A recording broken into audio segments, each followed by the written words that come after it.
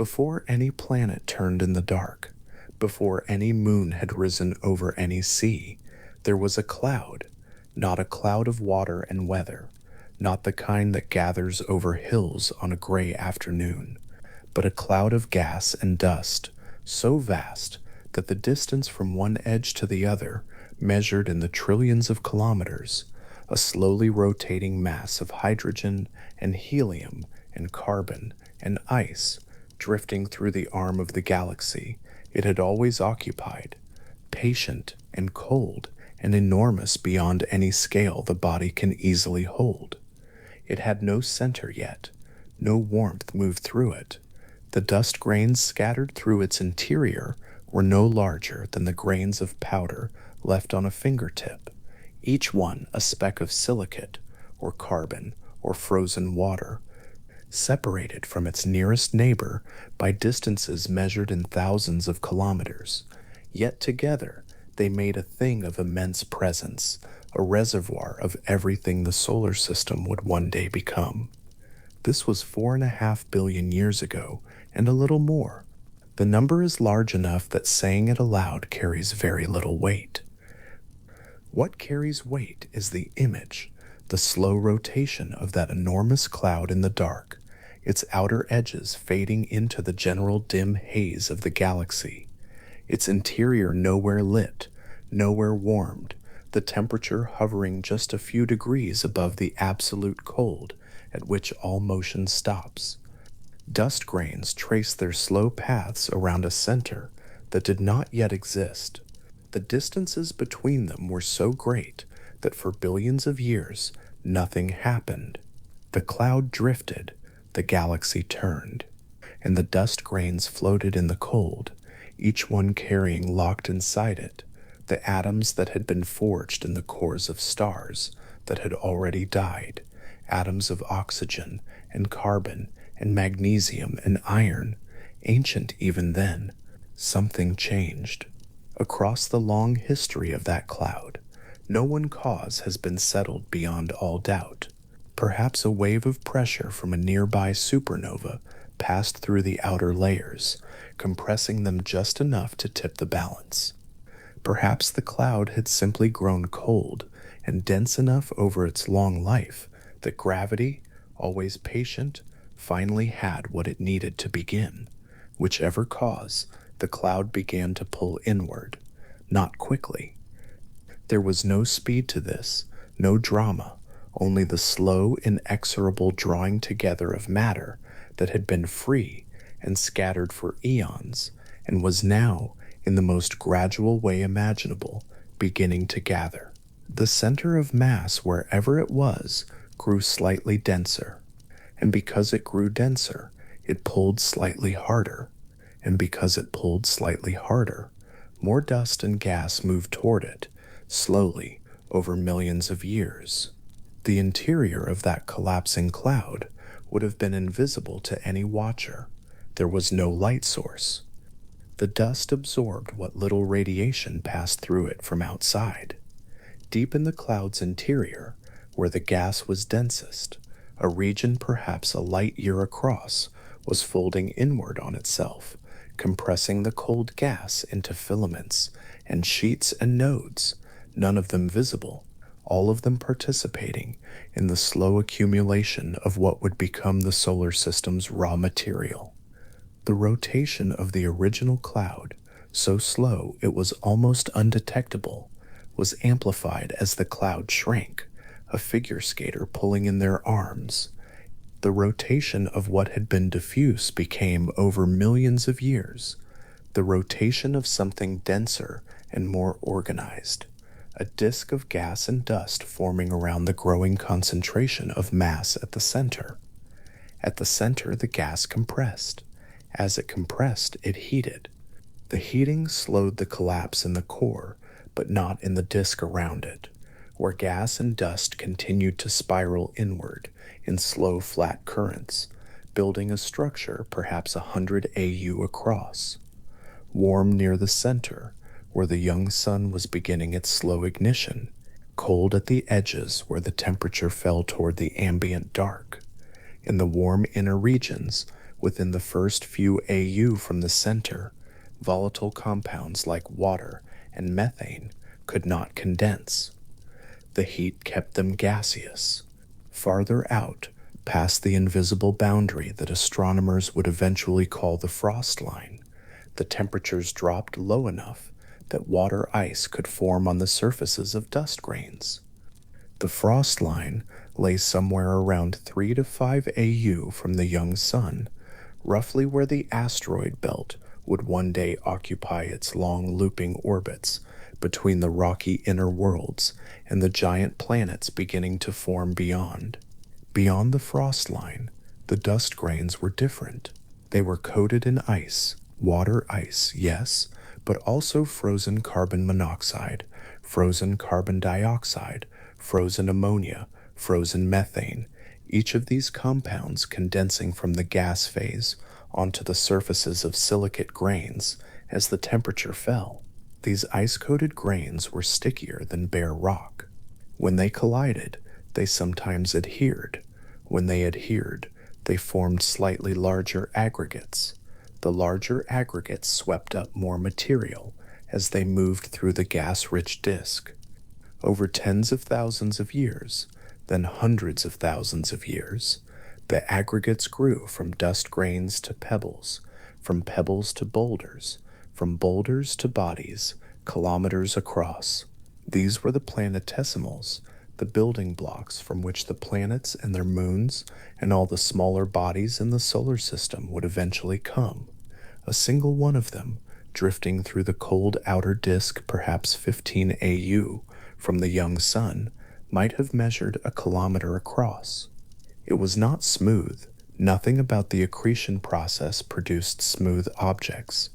Its surface was a jumble of angular fragments, silicate rock, dusted with organic material left over from the chemistry of the interstellar cloud, and beneath the surface dust, a matrix of ices, water and carbon monoxide and methane, compressed by the weight of whatever lay on top of them. Drifting in the cold and dark of the outer disk, this body did not orbit in isolation. Around it, within the same orbital band, moved hundreds of thousands of others, some smaller, some comparable in size, some already growing toward hundreds of kilometers in diameter through the same long accumulation of collision and adhesion. The disk was crowded with them in the way that a cloud is crowded with droplets, not individually visible, but collectively dense, the whole region populated with orbiting icy material that had not yet settled into planets. Within the first 5 to 10 million years of the solar system's existence, two of the growing bodies in the outer disk had accumulated enough mass to begin pulling in gas directly from the surrounding nebula. The first, condensing somewhere in the region that would become the outer solar system, grew rapidly once it reached a mass sufficient to gravitationally capture the hydrogen and helium drifting through the disk. It became Jupiter. The second followed at a greater distance, accumulating a thick atmosphere of its own. It became Saturn. Their formation was fast by the standards of planetary science, though still slow by any human measure, millions of years to reach their final masses, their gravity growing steadily as they incorporated more and more of the disk's gas and solid material into their increasingly massive bodies. The arrival of Jupiter changed everything in the outer solar system. A body that massive, moving through a disk still populated by countless smaller planetesimals, does not simply coexist with them. Its gravity reaches out into the space around it and bends the paths of anything that comes within range. The effect is not gentle. A planetesimal that drifts too close to Jupiter's gravitational sphere of influence finds its orbit altered, sometimes dramatically, deflected onto a new path with a different energy, a different orientation, a different future. Jupiter sweeping through the outer solar system was the largest event in the early history of that region. Icy bodies that had been forming and accumulating for millions of years found their orbits disrupted. some falling inward toward the sun, some flung outward on trajectories that carried them far beyond the original disk, and some sent outward on such elongated paths that they barely remained bound to the sun at all. This scattering was not precise. It was not the careful placement of objects into neat orbital slots. It was the chaotic redistribution of material across a vast range of distances and orbital shapes, as Jupiter and Saturn, and later Uranus and Neptune, as those planets grew and migrated through the outer solar system, passed their gravitational influence through the crowd of planetesimals like a stone thrown into still water, deflecting ripples outward in every direction. The bodies scattered by Uranus and Neptune in particular moved outward on highly elongated orbits, their closest approach to the Sun still in the region of the outer planets, their farthest point reaching thousands and eventually tens of thousands of AU into the dark. These were the objects that would, over time, form the outer reservoir, but they were not yet stable. Their orbits still brought them back once each great revolution into the gravitational influence of the outer planets, where they could be scattered again, their paths subtly altered with each encounter. What the giant planets scattered outward, other forces slowly transformed.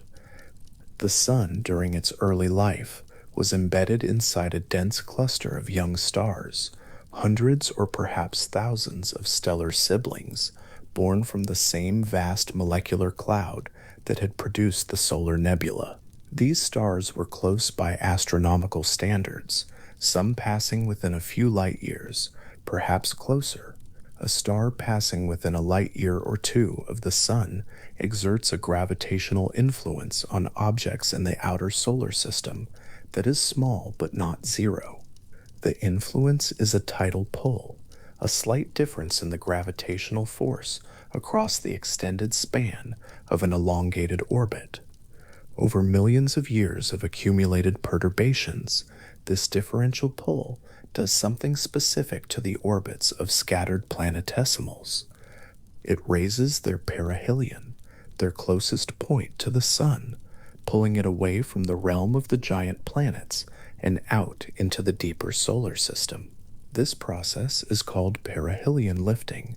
The name describes it precisely.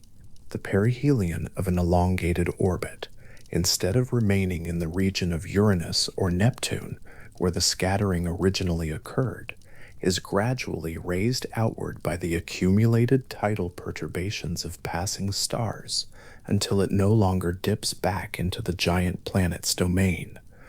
An object whose orbit once brought it to 4 AU from the Sun at closest approach might, over tens of millions of years of perturbation, have its perihelion lifted to 40 AU, or 400, or 4,000. Once the perihelion clears the influence of the giant planets, the object is no longer subject to further large-scale gravitational scattering by Jupiter or Saturn, or Uranus, or Neptune. Its orbit has been decoupled from the planetary system. It is now free to persist on its long, slow, enormously elongated path, drifting far into the outer solar system and returning over millions of years to a distant perihelion that keeps it safely away from the planets that originally launched it outward. The galactic disk, too, played its part. The solar system does not exist in isolation. It moves through the galaxy, orbiting the galactic center on a path that takes roughly 230 million years to complete one revolution. The Milky Way's disk, the concentrated plane of stars, gas, and dark matter that makes up the galaxy's main structure, exerts a differential gravitational force on objects at different distances from the galactic midplane. For objects as close as the inner solar system, this tidal force is completely negligible. But for objects on orbits extending tens of thousands of AU from the Sun, the difference in the galaxy's gravitational pull between one end of the orbit and the other becomes meaningful over long timescales. This gravitational tide, pressing slowly and differentially across the vertical extent of the Oort Cloud's forming population, torqued the orbits of scattered planetesimals in a systematic way, gradually reorienting them, drawing them out of the flat plane of the original disk and into a distribution that extended above and below it, spreading into the three-dimensional sphere that the Oort Cloud would become. There is another possibility, one that is not fully resolved and that deserves a quiet mention. During the Sun's time in its birth cluster, it moved among hundreds of other young stars, each surrounded by its own disk of protoplanetary material. Stars in dense clusters sometimes pass close enough to one another that material from one disk might be swept gravitationally into the vicinity of another. If this happened during the Sun's early life inside its birth cluster, some of the objects that would eventually populate the Oort cloud might not have formed from the Sun's own disk at all. They might have been captured from nearby protostars, fragments of foreign planetary systems dragged gently into the Sun's gravitational territory by the gravitational complexity of a crowded stellar nursery. There is no direct evidence to confirm this, and the contribution of such captured objects to the Oort cloud's final population is not known. But the idea gives the outer solar system a slightly more open history than the one that pictures the Sun forming in perfect isolation, scattering its own material outward, and nothing else.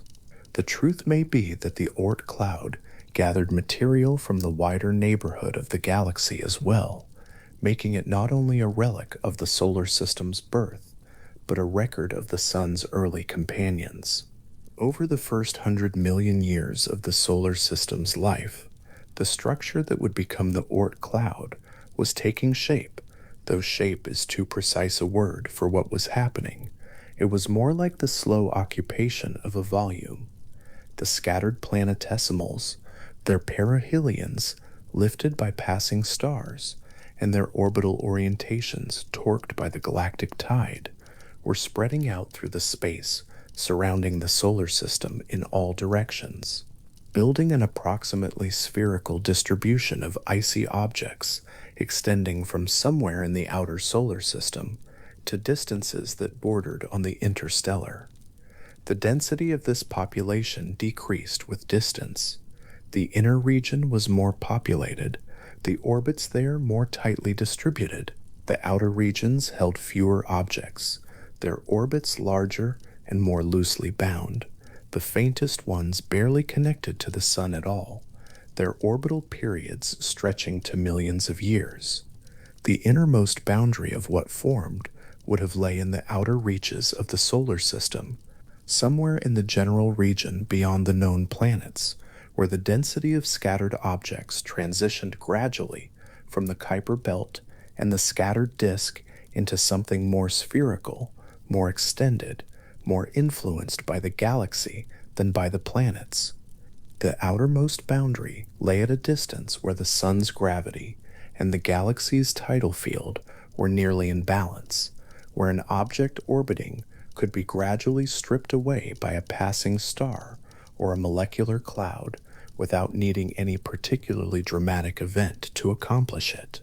The whole structure sat at the edge of gravitational belonging, in the liminal space between a solar system and the open galaxy. The process was not finished in a single epoch. The Oort cloud continued to evolve as the solar system aged, gaining and losing objects as stellar flybys altered individual orbits, as the galactic tide continued its patient torquing, as the giant planets continued to scatter new material outward from the inner solar system. But the basic structure, the roughly spherical distribution of trillions of icy bodies surrounding the solar system at enormous distances, was established early, within the first few 100 million years. The Sun had barely settled into its main sequence life, when the vast, cold, dark shell surrounding it already held most of the icy objects that would still be there 4.5 billion years later. In the cold beyond the giant planets, One of those icy bodies moved through the dark on an orbit that had taken it billions of years to acquire. It was small, as such things go, perhaps a few kilometers across, perhaps a little more. Its surface was dark, coated in the complex organic material that accumulated on icy bodies over geological time, a crust of carbon compounds and silicate dust that absorbed nearly all the light that reached it and reflected almost none back. It had no atmosphere. No wind had ever crossed its surface. No erosion had touched its shape since the last collision it experienced in the crowded early disk, a collision so old it predated the moon, predated the formation of the Earth's continents, predated almost everything that human history treats as ancient. The orbit it traced was enormously elongated. At its closest approach to the Sun, this body would have come within the outer solar system's broader neighborhood. But at the far end of its orbit, the aphelion, it traveled outward to a distance that placed it firmly in the region that would become the outer reservoir, tens of thousands of AU from the Sun, where the light from the Sun was no brighter than the light from any other bright star in the sky, where the temperature was only a degree or two above absolute cold, where the silence was complete and had been complete for the entire age of the solar system. Over millions of years, the orbit of this body had been slowly altered. A passing star had come close enough over the course of the solar system's first 100 million years to raise the body's perihelion outward, lifting it away from the gravitational reach of the outer planets. The galactic tide had pressed gently on its orbit, shifting its orientation over millions of years until the elongated ellipse it traced was no longer tilted in the plane of the original disk, but angled out of it, inclined relative to the planetary system, its aphelion pointing off into the three-dimensional dark in a direction that had nothing to do with the flat orbital plane of the planets. The body had been decoupled from the inner solar system. It no longer came close enough to Jupiter or Saturn or Uranus or Neptune to be scattered again. It was free for a long time, and long is the only word that fits. The body drifted outward along the far end of its orbit. At this distance, an orbit does not feel like motion. The curvature is so gentle, the speed so reduced by the weakness of the sun's gravity at such remove, that the body seemed to simply drift in a single direction through the dark, the sun behind it fading to a bright point among the other bright points. The nearby stars, scattered across the sky in all directions, were each separated from the next by distances that made the whole of the planetary solar system look like a small thing. The body moved among no neighbors. In the region it occupied, the nearest other icy body was perhaps many AU away. The distance that separates Saturn from the Sun, in the scale of an orbit belonging to one of the planets, was barely a step in the territory of the Oort Cloud. Temperature at this distance was a number barely above zero on any scale. The surface of this body had not been warmed by sunlight in a meaningful way since it was flung outward billions of years before. Whatever ices lay beneath the dark organic crust were still there, still frozen, still holding within their molecular structure the same compounds that had condensed from the solar nebula in the first few million years of the solar system's life. Carbon monoxide, still frozen. Water, ice, still locked in the matrix of silicate dust. Methane, still cold and dark and preserved, unaltered by the heating that would someday, under different circumstances, drive it off in jets of gas into the vacuum. None of that had happened. The body had never been close enough to the sun for the warmth to reach the ices beneath the crust. At the outermost point of its orbit, the body slowed further still. Its speed at aphelion was a fraction of a meter per second, slower than a person walking, slower than the drift of tectonic plates over the surface of the Earth. The sun's gravity at this distance was so weak that the pull of the galactic disk, the differential gravitational influence of all the stars and gas and dark matter in the Milky Way acting across the vertical extent of the Oort Cloud, was comparable in strength to the sun's own pull. The body sat in the balance between two vast gravitational systems, the solar system it had formed in and the galaxy it traveled through. And here, at the outermost edge of its orbit, the body paused. The word is not quite right. Orbiting objects do not truly pause, and their outward motion becomes their inward motion through a curve too gradual to perceive as a turn. But at this instant, moving at a fraction of a meter per second, with billions of years of travel in both directions and no witness anywhere across the vast dark surrounding it, the body was as close to still as any moving thing can be. The sun was behind it, a bright point among thousands, slightly brighter than the others, the gravitational anchor that still defined the body's orbit, even at this enormous remove. The galaxy spread around it in all directions, the faint band of the Milky Way, present even here, even at the outermost edge of the solar system's reach. The cloud it belonged to was not yet named. There were no minds anywhere to name it. The Earth was still young, still geologically violent, still hot from the collisions of its formation, its surface not yet stable, its oceans not yet old, its first single-celled life still hundreds of millions of years in the future.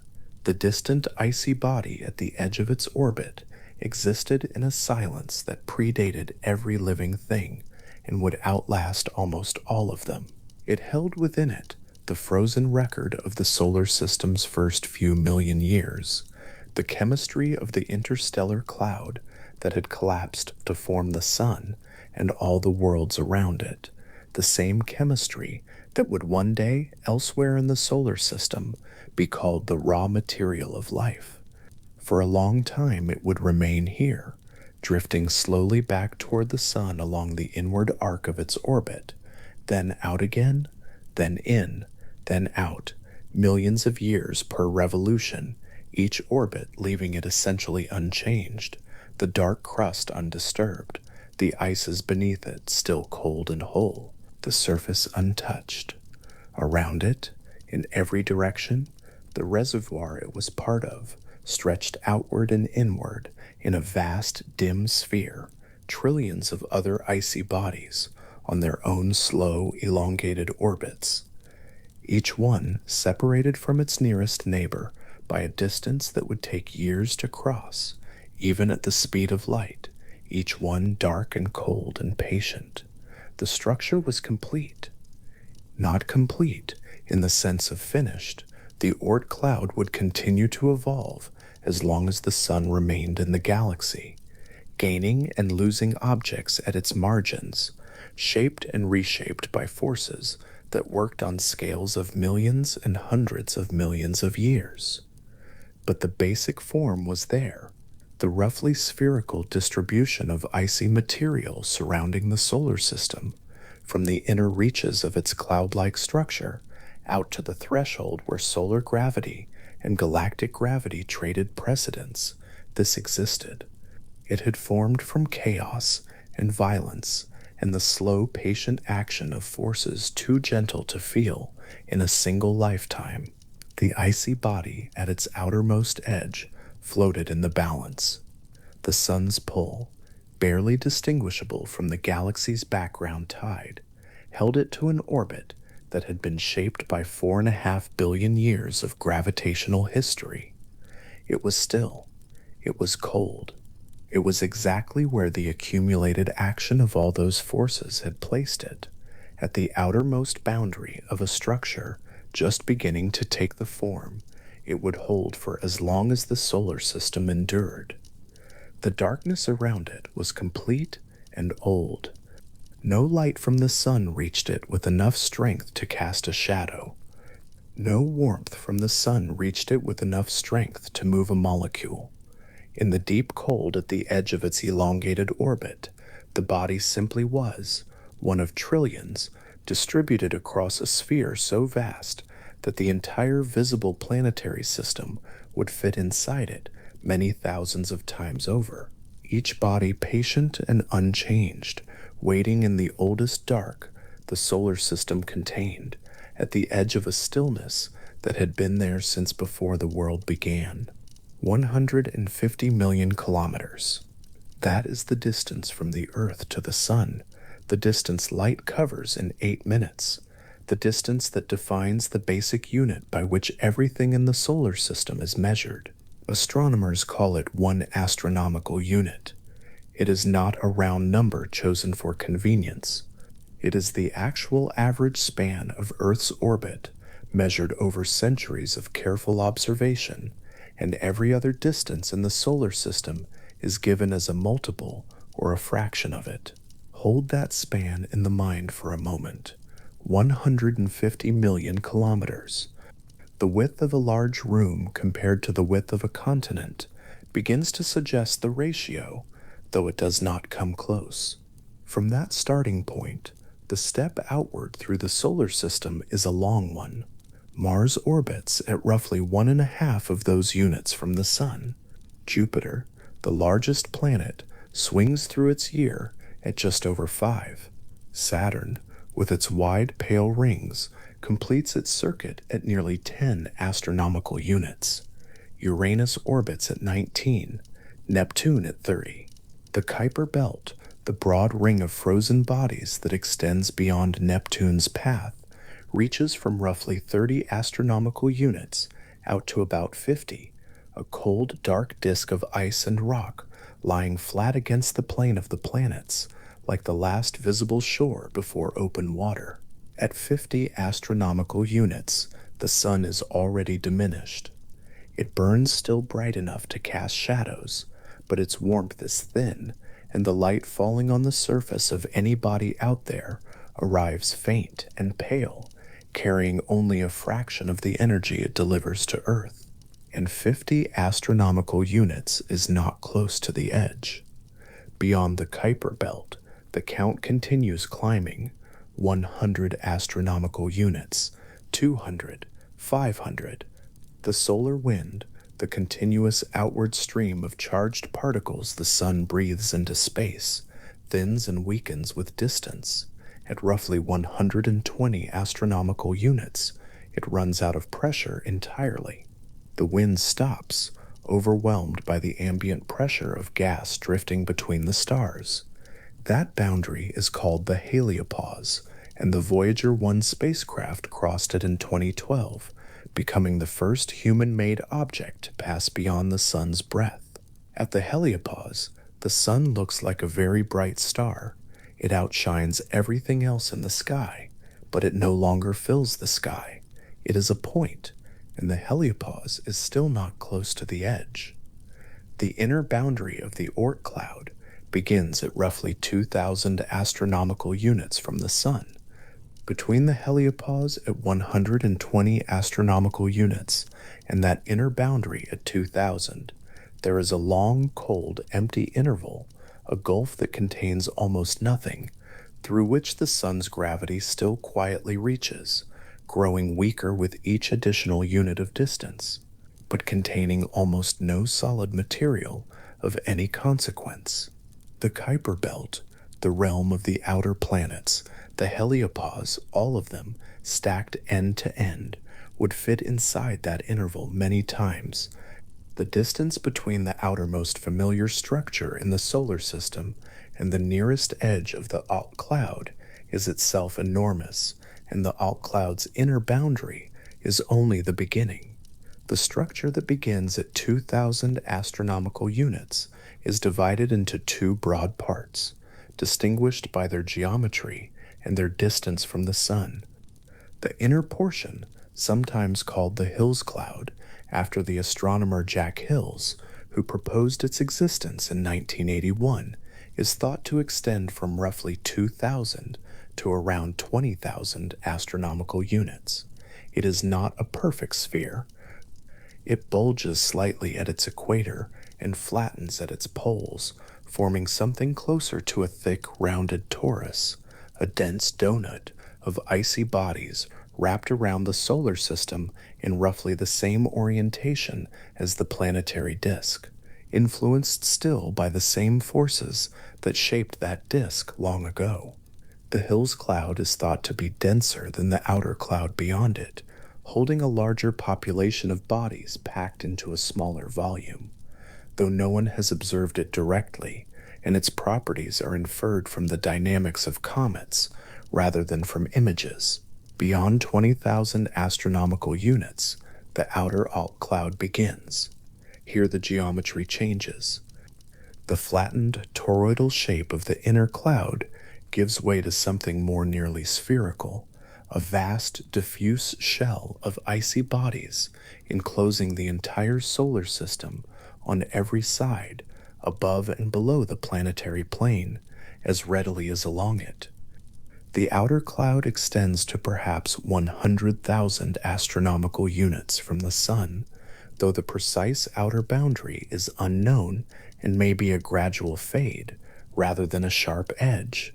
It is in the outer cloud that Jan Oort's original insight was confirmed, that long-period comets arrive from all directions in the sky with roughly equal probability, suggesting that their source is not a disk or a ring, but a sphere, something that wraps the solar system the way the skin wraps a fruit, present in every direction, equidistant from the center in whatever direction the eye looks. The outer cloud as a sphere is worth sitting with for a moment. Every structure in the familiar solar system is flat. The planets orbit in a disk. The asteroid belt lies in that disk. The Kuiper belt spreads across that same plane, barely a degree or two above or below it. The whole inner solar system, spread across billions of kilometers, is essentially two-dimensional, thin and wide, like a ring of ripples on still water. But the Oort cloud rises above that plane and descends below it, symmetrically. It extends outward in every direction, not just along the equator. It is a sphere surrounding a disk. It is a volume enclosing a plane. And the boundary between those two structures, where the toroidal Hills cloud transitions into the spherical outer cloud, somewhere between 20,000 and 30,000 astronomical units, is not a wall or a line, but a gradual thickening, a slow diffusion into isotropy, as though the solar system's history of flatness dissolves at sufficient distance into something older and more even. How many objects occupy that sphere is a question with no certain answer. The estimates range widely. The best current models, drawn from the rates at which long-period comets arrive in the inner solar system, and from the orbital distributions they carry, suggest the Oort cloud contains somewhere between 100 billion and several trillion individual bodies larger than about 1 kilometer in diameter. 100 billion is the lower bound, an enormous count by any human measure, and yet distributed across a volume so vast that the average distance between neighboring objects may be far greater than the width of the entire planetary solar system. At those separations, the cloud is not crowded. It is an almost empty sphere, sparsely seeded with dark objects drifting in slow orbits, their nearest neighbors light months away. The word cloud, with its suggestion of density and closeness, is in some ways misleading. The Oort cloud is less like a cloud and more like a vast, faintly populated darkness, a statistical presence more than a physical one, defined by what its members have in common rather than by any proximity to each other.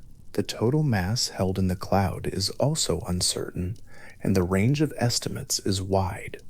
Figures from a few Earth masses to several tens of Earth masses have been proposed, depending on the model and the assumptions built into it. None of these estimates is based on direct measurement. There are no instruments that can see an Oort cloud object where it lives. The numbers come from working backward, from the comets that arrive, from the orbital energies they carry, from the frequency of their arrival, and reconstructing the population that must exist at the source to produce the flux that is observed. The Oort cloud is known the way a river's source can sometimes be known from the character of its water, by what it delivers, not by what has been seen. Somewhere between 2,000 and 100,000 astronomical units, then lies the shell of the solar system, this cold, dark, thinly populated sphere of ancient frozen bodies, its inner edge standing far beyond the heliopause, and its outer edge reaching into a region that is neither fully solar nor yet interstellar. The nearest star system to the Sun is Proxima Centauri, and its companions lying about 268,000 astronomical units away. The outer edge of the Oort cloud, at 100,000 astronomical units, stands somewhere between a quarter and a half of that distance. Since the cloud's outermost objects are closer to the Sun than to any other star, but only barely, they exist in a space where the Sun's gravity, though still the dominant local force, is so weak that the gravitational pull of the Milky Way's disk begins to exert a comparable influence on orbital evolution. These objects are still the Sun's, in the sense that they orbit it rather than drifting free into the galaxy, but their orbits are long and loose, their periods running into tens of millions of years, their attachment to the Sun more like a very slow, very wide waltz than the tight elliptical paths of the planets. An object at 100,000 astronomical units from the Sun takes light roughly 58 weeks to reach it from that distance. The signal Voyager 1 sends back to Earth, moving at the speed of light, already takes more than 22 hours to arrive, and Voyager 1 is at roughly 160 astronomical units, not yet a tenth of the way, to the Oort cloud's inner edge. An object at the outermost boundary would receive a radio signal from Earth after roughly 14 months of travel. The Sun seen from that distance would emit roughly the same amount of light as a bright but unremarkable star in the night sky. Brighter than most, certainly, but not obviously different in character from the other points of light scattered across the dark. There would be no way to see the planets. There would be no way to see the asteroid belt or the Kuiper belt. The entire familiar architecture of the solar system, everything within 50 astronomical units of the Sun, would be compressed from that distance into a single glowing point. A traveler passing through the outer Oort cloud, if such a journey were possible, would move for a very long time between encounters with any solid object. The density of the cloud is so low that the odds of passing near anything at all in a given stretch of travel would be small. The space would look empty. It would feel empty. The Sun would not be warming. It would not be lighting the way. It would be just one point of light among many thousands, distinguished only by someone who already knew which point to look for. The ground underfoot, if there were ground, would be black, crusted with processed organics, perhaps a few kilometers across, and cold beyond the reach of common experience.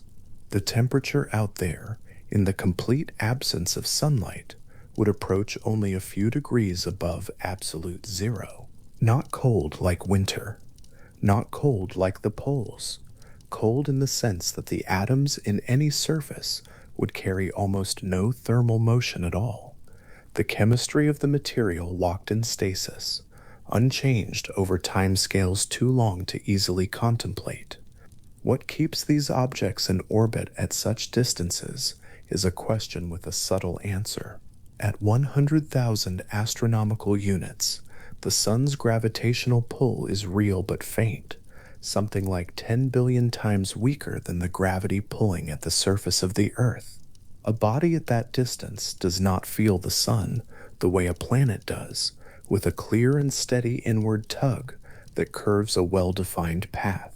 It feels something more like a gentle, continuous suggestion, a preference for one direction over another, so slight that it is nearly overwhelmed by other influences.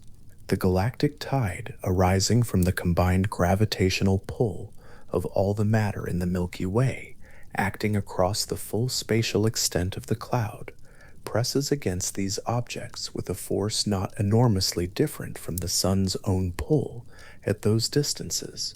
The outer Oort Cloud exists in a region where gravity is not simply solar, it is a composite field, the local star overlapping with the diffuse background of an entire galaxy, and the orbits of the outermost objects are shaped accordingly. The result is a sphere rather than a disk, and this is the key to understanding why the cloud takes the shape it does.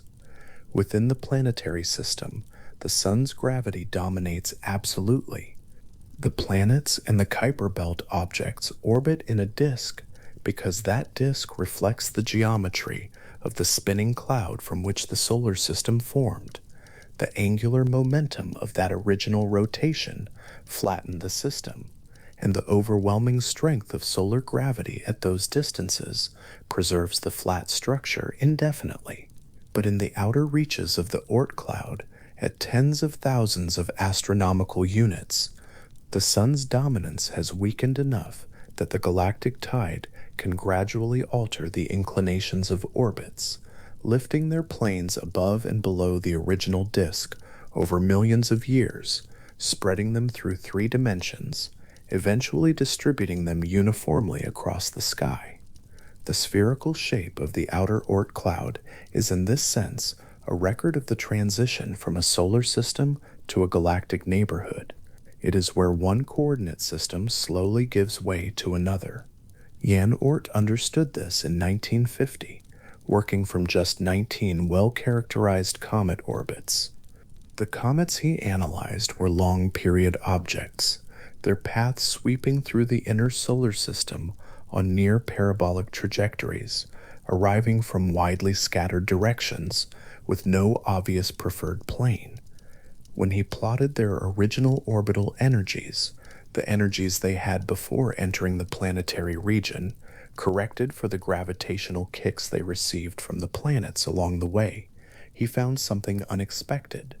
The distribution was not flat. It peaked sharply near zero, with many comets carrying orbital energies just barely below the threshold that would have allowed them to escape the sun's gravity entirely. This concentrated distribution pointed to a source at a specific distance, tens of thousands of astronomical units, where the gravitational binding is precisely that faint. The random distribution of arrival directions pointed to a spherical source. From those two observations combined, 19 comets and the patient mathematics of orbital mechanics, the Oort cloud emerged as a structure, inferred, real, and unreachable. The number 50,000 is sometimes given as a representative distance for the outer cloud's objects, the distance at which Oort found the peak of his energy distribution. At 50,000 astronomical units, a single orbit around the Sun takes roughly 2 million years to complete. The object that begins its long fall toward the Sun at that distance will spend most of those 2 million years moving so slowly, so far from the Sun, that from Earth it would be entirely invisible and detectable only by its gravitational influence on other things, which is, at the distances involved, essentially nothing at all. Its existence is invisible. Its motion is invisible. Only when it finally reaches the inner solar system, after roughly 1 million years of inward drift, does it begin to announce itself at all. The total count of objects larger than a kilometer across may be 1 trillion. That word deserves a moment of rest. 1 trillion is a number that escapes easy visualization. A stack of 1 trillion sheets of paper would reach beyond the Sun. 1 trillion seconds is roughly 32,000 years, long enough to reach back past the beginning of written language.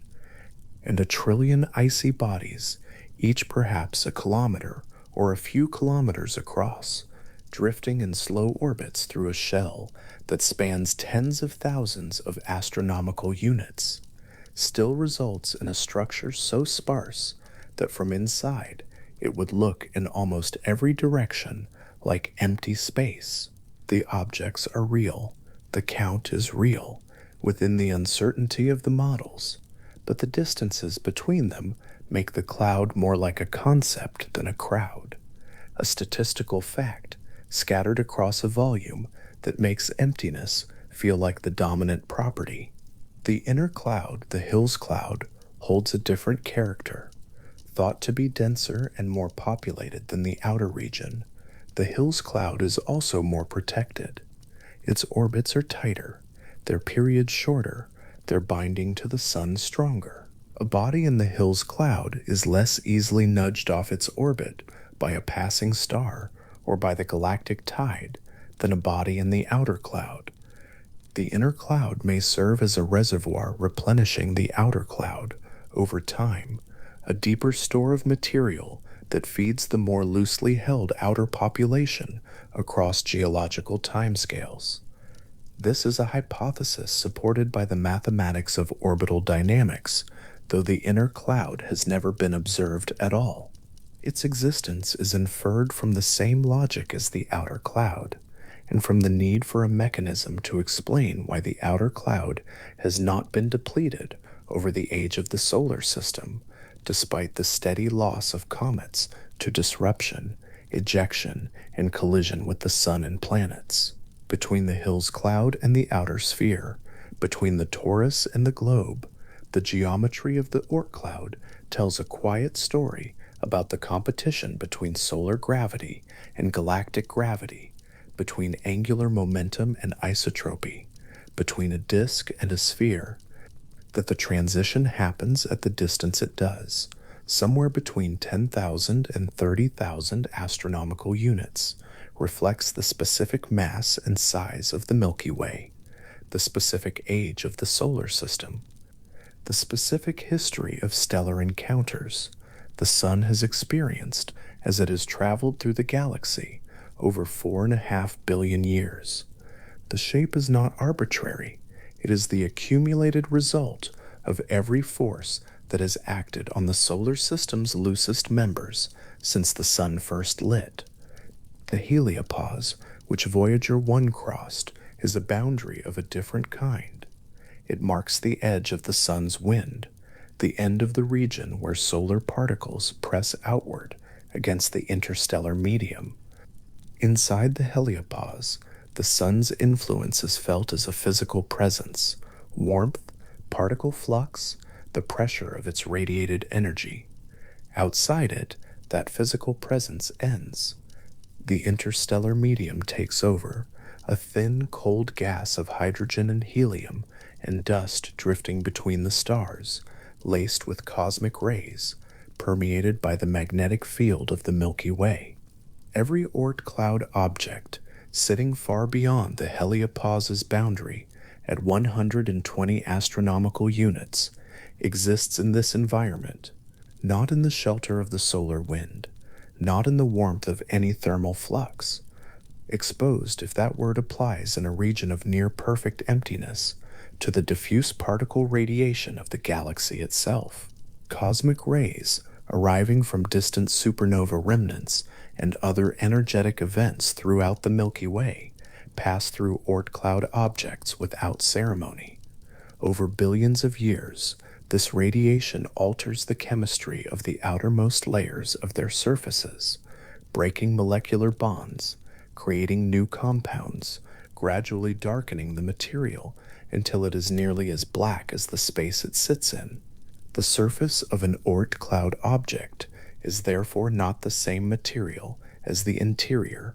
The interior is pristine, the original ices and silicate grains condensed from the solar nebula, essentially unchanged across 4.5 billion years of cold storage. The crust is a thin layer of processed, irradiated organic material built up slowly by the patient chemistry of cosmic radiation operating in the dark. The object holds both the original and the altered, the ancient core and the newer surface, separated by a boundary no thicker than a few meters. The outer boundary of the Oort cloud, whatever it is, wherever precisely it lies, marks the outermost limit of the solar system by most definitions. This is worth considering carefully because the solar system's edge is not a single thing. There is the edge of the planetary region at the orbit of Neptune.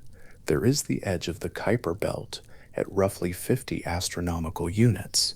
There is the edge of the sun's wind, the heliopause, at 120 astronomical units. And there is the edge of the sun's gravitational dominance, somewhere beyond the Oort cloud, the distance at which the pull of other stars and the galactic tide collectively overcome the sun's own gravity, so that objects beyond it would drift away from the sun rather than toward it. This last boundary, sometimes called the sun's hill sphere, lies at roughly 100,000 to 200,000 astronomical units, approximately coinciding with the Oort cloud's outer edge, as though the cloud fills the full extent of the space the sun can claim. Whether an object at the cloud's outermost boundary is part of the solar system or part of the galaxy is in some sense not a question with a clean answer. The sun still exerts a net gravitational pull on it. The object still orbits, however slowly, however loosely, but the orbit is so broad and the binding so faint that a small additional push from a passing star's gravity, from the galactic tide, from a chance encounter with another Oort cloud body, could free it entirely, sending it on a slow, unguided drift through the interstellar medium. Objects on this threshold exist in a space that resists clean categories. They are bound, but barely. They are solar, but also galactic. They are part of the solar system by the slimmest of gravitational margins, and whether they will remain so across the next 100 million years is not certain. The Kuiper belt, imagined from the Oort cloud's perspective, would not be visible. From 10,000 astronomical units, the sun's planetary system would be compressed to a single point of light. From 50,000 astronomical units, even that point would have dimmed to something approaching the brightness of the brighter stars in the sky. A human eye, there in the dark, would see a familiar sky full of stars. It would see the faint band of the Milky Way crossing overhead. It would see no trace of the sun's planets, no trace of the Kuiper belt, no trace of the asteroid belt or the gas giants or the rocky inner worlds. Everything familiar, everything inhabited, everything explored, all of it would be invisible, subsumed into a single faint star among thousands, no brighter from that distance than many of its neighbors. And from the other side of the Oort cloud, looking outward instead of inward, the sky would be the same. Stars at various distances, most of them so far away that their individual lights have been traveling for years or centuries to arrive. The nearest stellar system, Proxima Centauri, and its companions, perhaps twice as far from the edge of the cloud as the sun itself, visible as a modest red star in one particular direction. No boundary, no wall, no change in the apparent character of the sky as the solar system gives way to interstellar space, except in the mathematics of orbital mechanics and whether any given object at that distance will eventually fall back toward the sun or continue outward until the sun's gravity can no longer hold it. The transition is invisible to the eye. It is written only in velocity and direction, and the slow arithmetic of gravitational force spread across enormous distance. The Oort cloud is not visible from Earth. This is the fundamental fact that defines all knowledge of it. No telescope built so far, and none currently being constructed, can image an Oort cloud body in its native environment.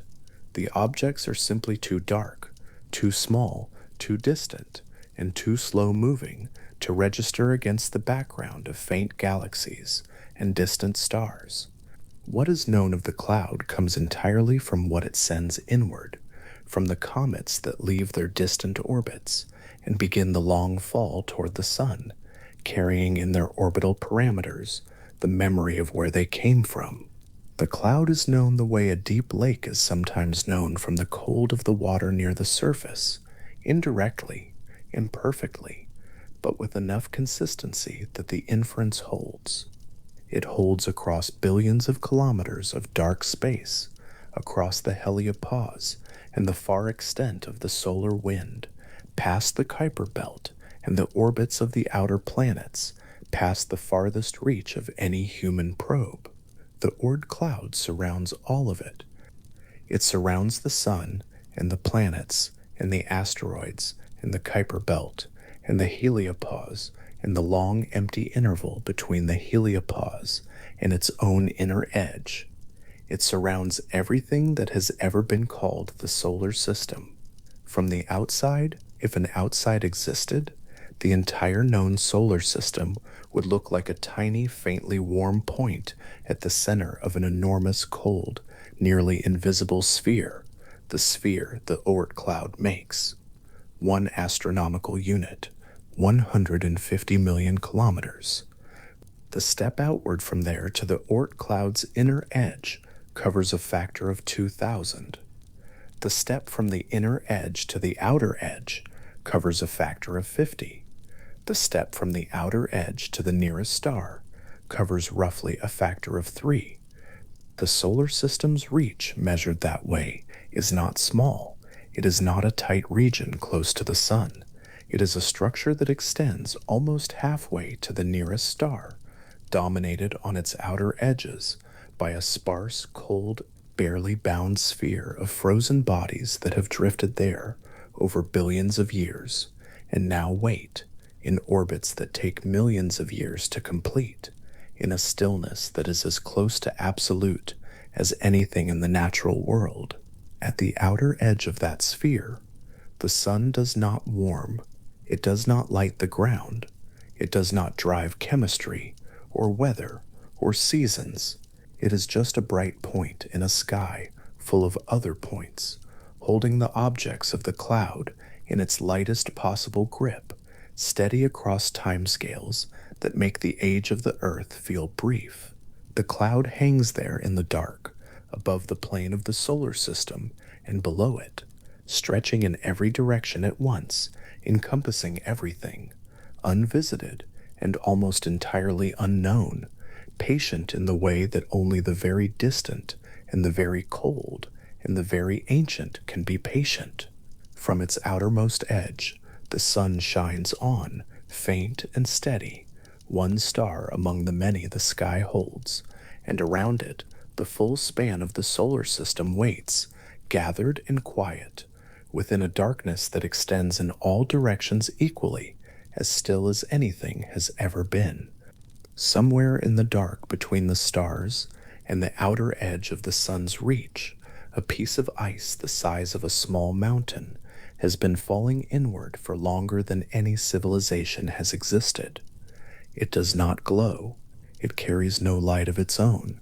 Against the surrounding black, it is almost indistinguishable from nothing, a dark, irregular shape, perhaps 10 kilometers from end to end, its surface dusted with a crust of carbon-rich material, so dark it reflects barely more light than a coal seam buried underground. Nothing touches it. Nothing has touched it in billions of years. The cold around it is not the cold of a winter night or the cold of a mountaintop. It is a cold that has no reference in any ordinary experience of temperature, pressing against that dark surface from every direction at once, without variation, without relief, absolute and patient and old. The fall inward has been going on for a very long time, not years, not centuries, longer than the oldest mountain range on Earth, longer than the first animals left their shapes in stone.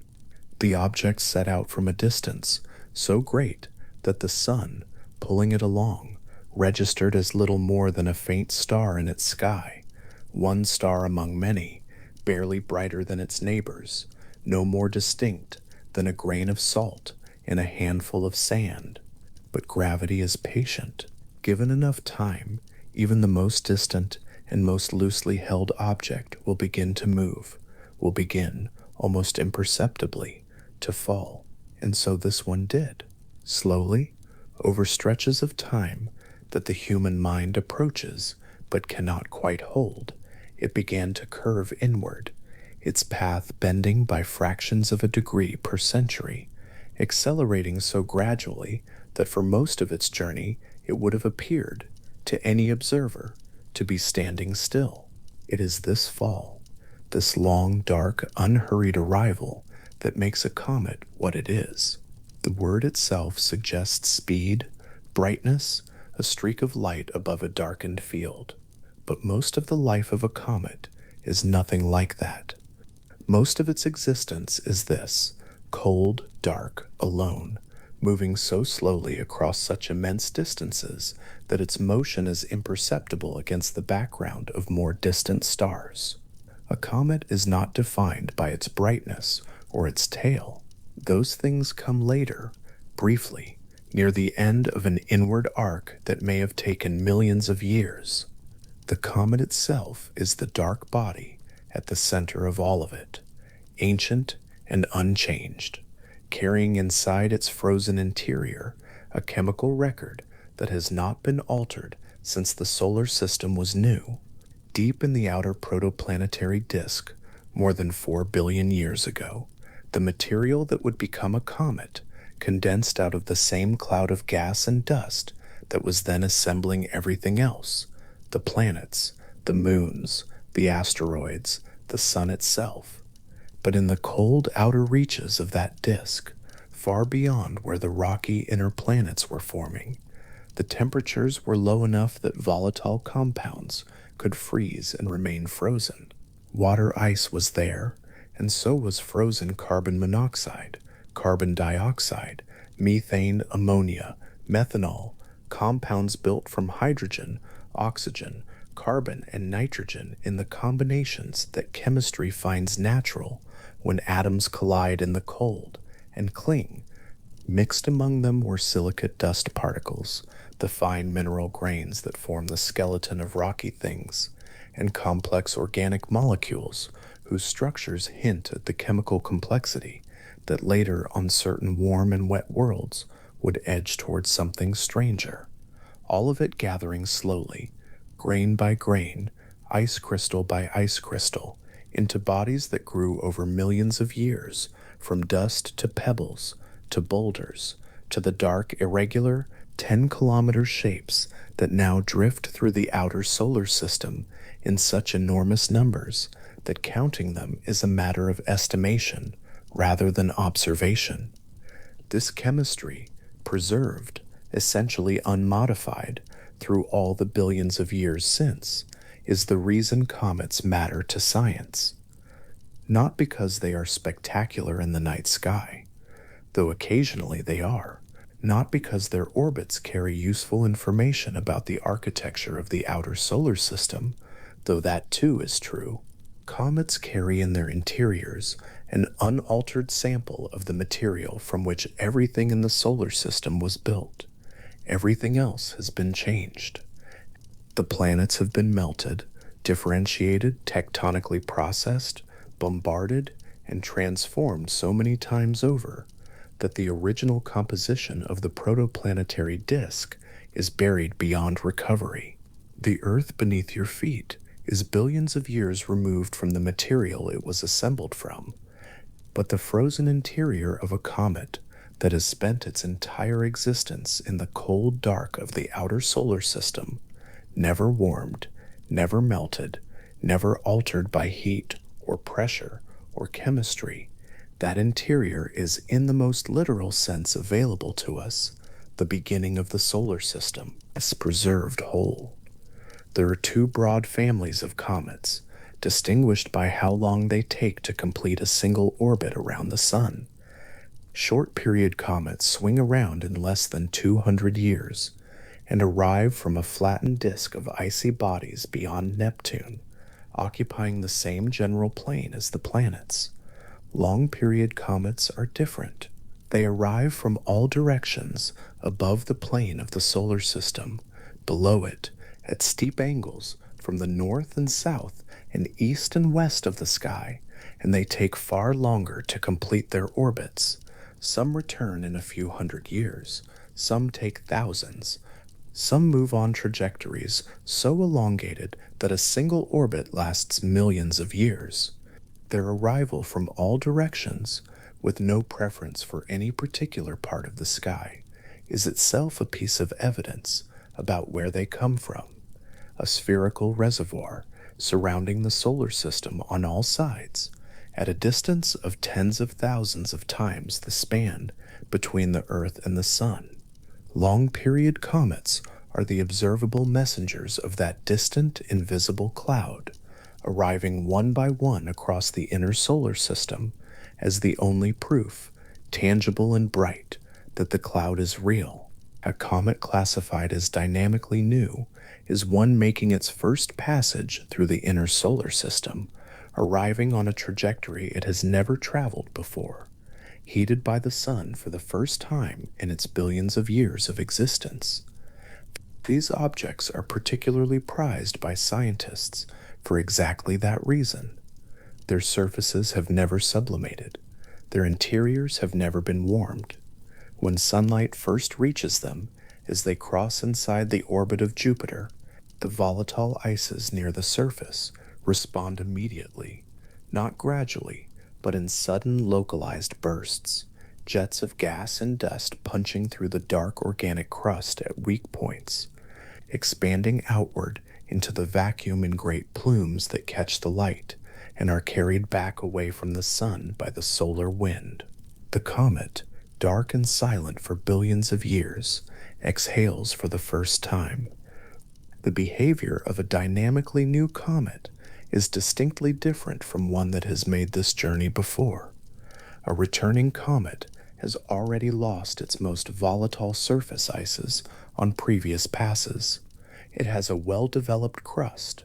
It knows, in the language of chemistry and physics, how to be close to the sun, its surface hardened, its most reactive compounds already gone.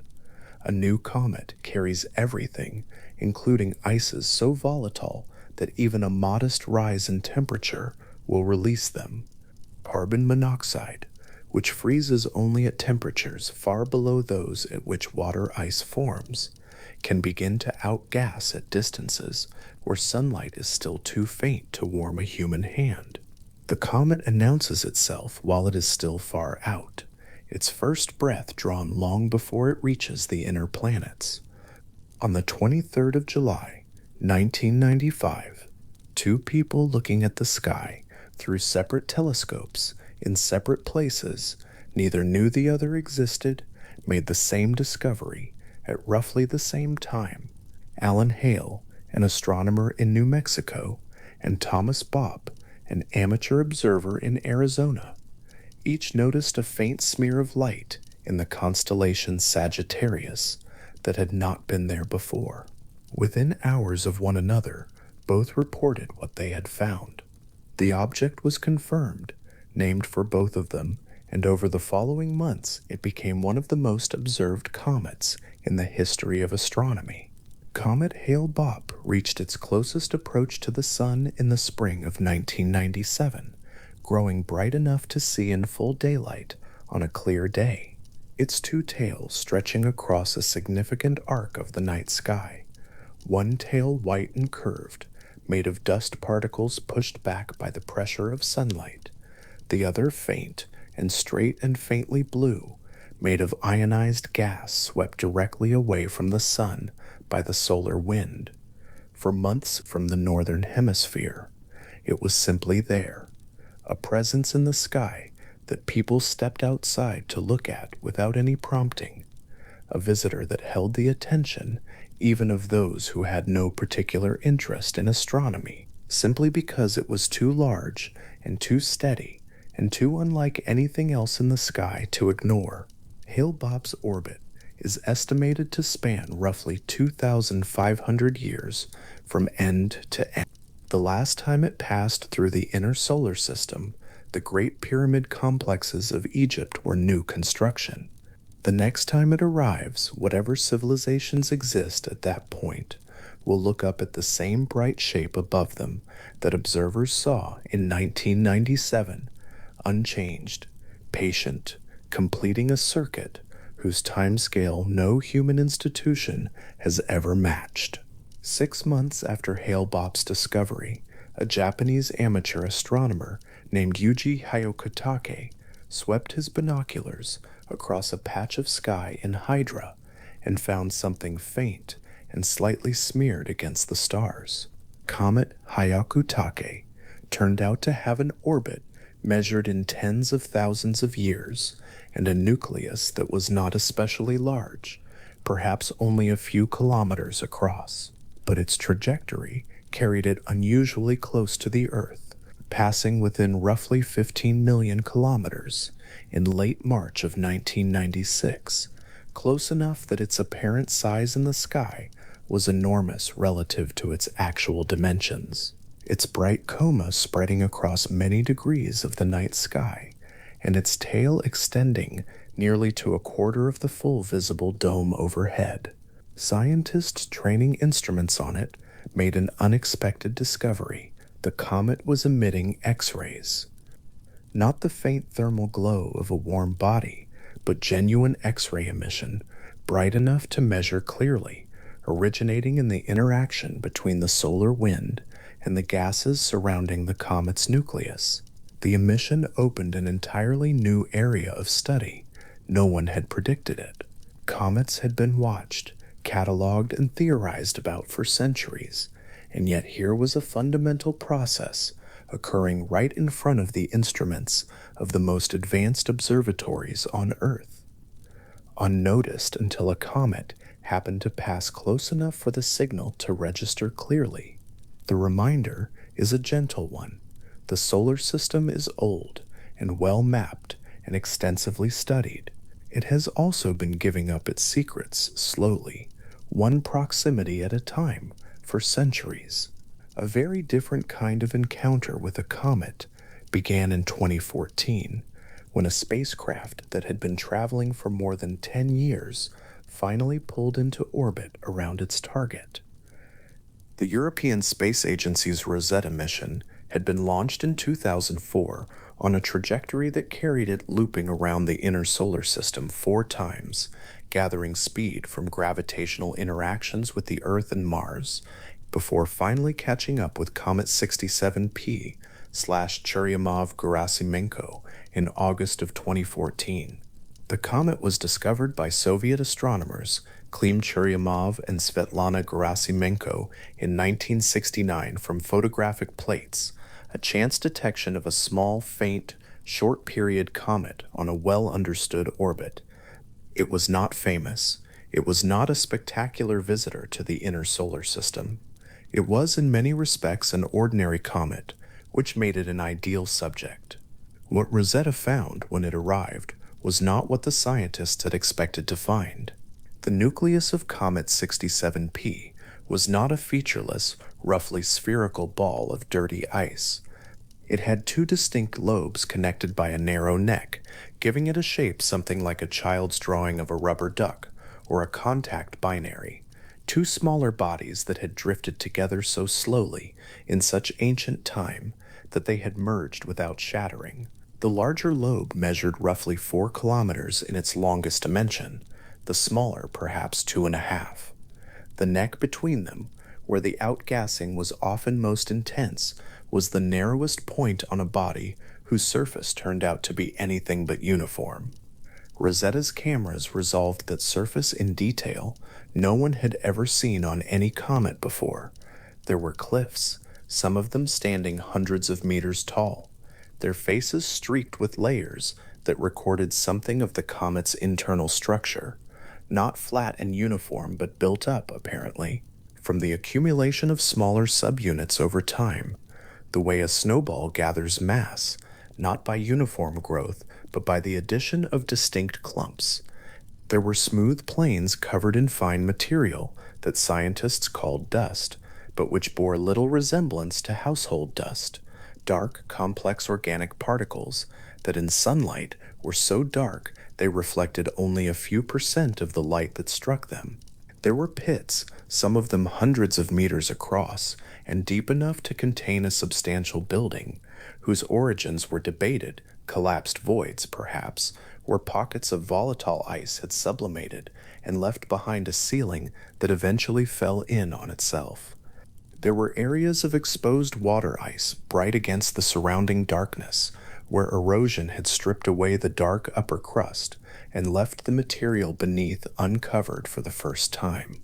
The comet rotated on its axis roughly once every 12 hours. As it did, different parts of its surface moved in and out of sunlight, and the scientist watching from Rosetta could observe in real time how the comet responded to the changing illumination, jets of gas and dust brightening and fading as the sun rose and set over different regions of the nucleus, the comet breathing in rhythm with its own slow day. In November of 2014, a small lander carried by Rosetta separated from the spacecraft and descended toward the surface of 67P. The Philae lander was the first human-made object designed to rest on the surface of a comet, and its touchdown, or rather its series of touchdowns, produced some of the stranger moments in the history of space exploration. The comet's surface was hard, not soft and yielding, as some models had predicted, but solid and resistant in a way that caused the lander to bounce after its first contact, rising back into space before settling, finally, in a shadowed location where its solar panels could not collect enough sunlight to keep it powered for long. Philae operated for a short time, sending back data on the comet's surface composition and hardness before falling silent. Rosetta itself continued orbiting. It mapped the entire surface. It measured the temperature, the rate of outgassing, the composition of the escaping gas, the charge and size and distribution of the dust particles carried away in the coma.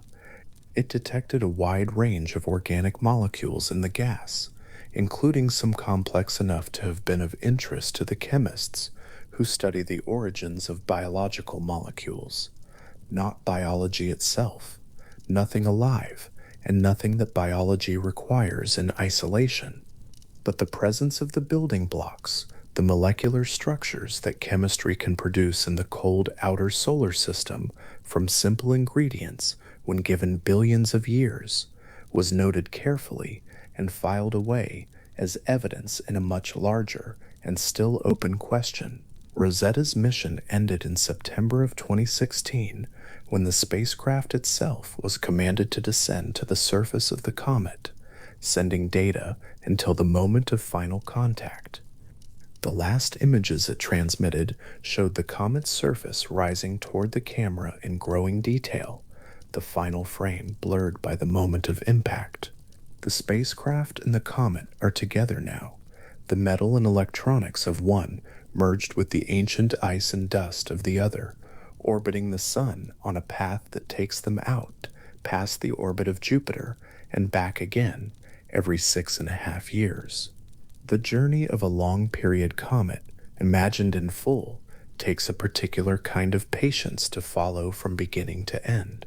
Picture an orbit drawn on paper, a thin, enormously elongated ellipse, one end so close to the page's center that it is hard to see, the other end so far from it that the paper has long since run out. At the near end, a brief warm passage inside the orbit of the Earth, lasting perhaps a few months, the comet bright and outgassing and attended by the attention of every observatory, pointed its way. At the far end, a distance of perhaps 50,000 times the span between the Earth and the Sun, a cold dark body moving so slowly it is nearly still against the sky, and in between, the long arc, millions of years of fall and return, each passage taking longer than the existence of our species, the comet arriving again and again to cross the inner solar system before retreating once more into the dark unchanged at its center, despite the layers it sheds with each approach. A comet that orbits in a period of 10 million years has visited the inner solar system approximately 450 times since the solar system formed. Each time it arrived, it shed some of its surface ices, built up more of its organic crust, perhaps shifted slightly in its orbit from the gravitational pull of the planets it passed near. But at its core, in the ice that has never seen sunlight, the chemistry laid down 4.5 billion years ago in the cold outer disk is still there, still frozen, still waiting. There is something in that preservation that sits outside the usual experience of matter. Most things change. The mountains erode. The oceans exchange their chemistry with the atmosphere. The rocks in the Earth's crust are subducted and remelted and erupted and weathered and transformed so many times over geologic history that the planet's original constitution is for most practical purposes gone.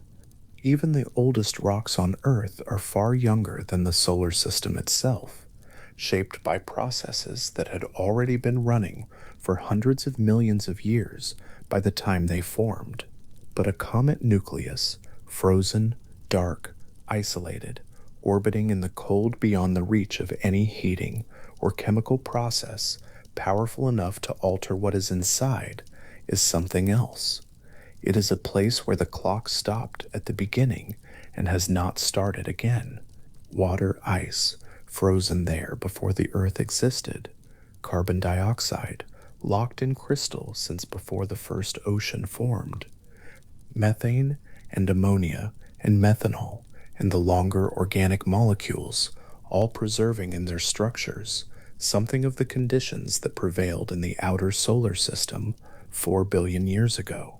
The carbon and oxygen and hydrogen and nitrogen in those molecules were made mostly before the solar system formed at all, in the cores of stars that lived and died long before the sun ignited, flung out in the final explosions of those ancient stellar lives and drifting through the interstellar medium for millions of years before being gathered into the cloud that collapsed to make everything here. A comet is not merely old by the standards of the solar system. The atoms it carries are older still, each one with a history that predates the sun. The long-period comet falling inward from the outer reservoir arrives not only as a traveler from a distant part of the solar system, but as a container. Something is inside it that has been carried intact across an interval of time so deep that ordinary language runs out of useful comparisons long before the depth is reached. Not a geological age, not an epoch, not an era. The age of the solar system itself, from its first moments to now, and still the interior of that dark body has not changed. The ice inside it is the original ice. The dust mixed with it is the original dust. The organic molecules embedded in the crust are the original molecules, arranged in the original structures, carrying the original information about the chemistry of the disk from which the planets grew. When a comet finally crosses inside the orbit of Jupiter and begins to warm, the first sign of its arrival may be a faint smear of light in a telescope's field of view, barely distinguishable from a distant galaxy, a little blurred at the edges, moving slightly from night to night against the fixed background of stars. Observers report it. Orbits are calculated. The trajectory is extended backward in time, and the computation reveals the source, the outer reservoir, the distant dark cloud, tens of thousands of astronomical units away, an invisibly large population of frozen bodies whose existence is known only by the single visible representative now falling inward across the field of view. The comet brightens over months. As it warms, The sublimating ices carry dust particles with them out into space, building the coma, the bright, diffuse atmosphere that surrounds the nucleus and can grow to span a distance wider than some planets. The solar wind pushes the ionized gas in the coma directly away from the sun in a long, faintly blue tail that always points away from the sun, regardless of the direction of travel.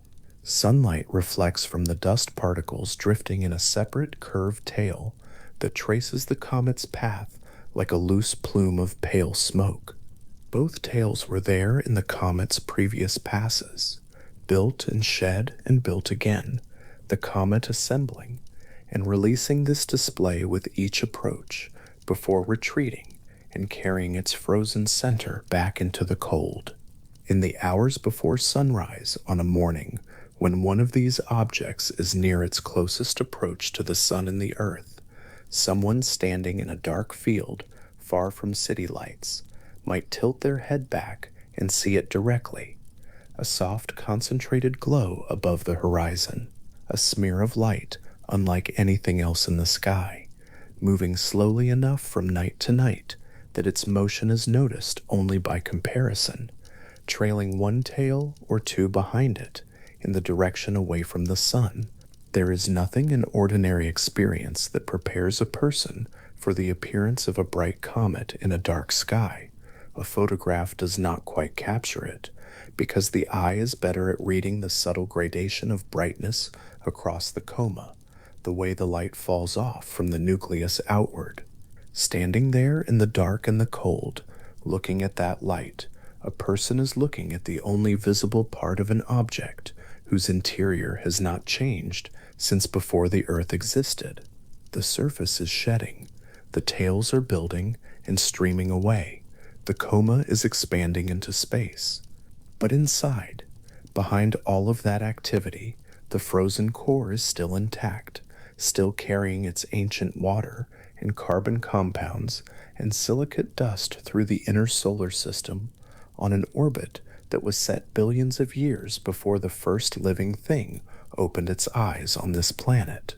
What can be seen in the sky is only the outermost layer of a much older thing. The brightness and the tails are new. They are the comet's response to a warmth it has almost never encountered. They will be gone in months, shed and dispersed, and the comet will be dark again, falling back outward toward the cold, smaller now by a little, its surface reduced by one more pass, but its interior preserved as it always has been. Some comets do not survive the journey. The tidal forces of a close pass near the sun can pull a weakly cohesive nucleus apart, stretching it along its orbit until it fragments into a chain of progressively smaller pieces, each one continuing on a slightly different path. The original object dissolved into a stream of debris. Others collide with planets or the sun itself. A comet designated Showmaker Levy 9, captured into an orbit around Jupiter, was torn into more than 20 fragments by Jupiter's gravity in 1992, and then watched by every telescope on Earth and in space as each fragment struck Jupiter in succession over 6 days in the summer of 1994, each impact raising a dark scar visible through amateur telescopes for weeks afterward. The forces at work in the inner solar system can be decisive. Not every visitor from the outer dark makes it back, but most do. Most comets, after their brief bright passage close to the sun, begin the long fall outward again, their tails collapsing as the sublimation slows, their comas shrinking and fading, the nucleus growing cold again as the distance from the sun increases. Months after perihelion passage, the comet is invisible to all but the largest telescopes.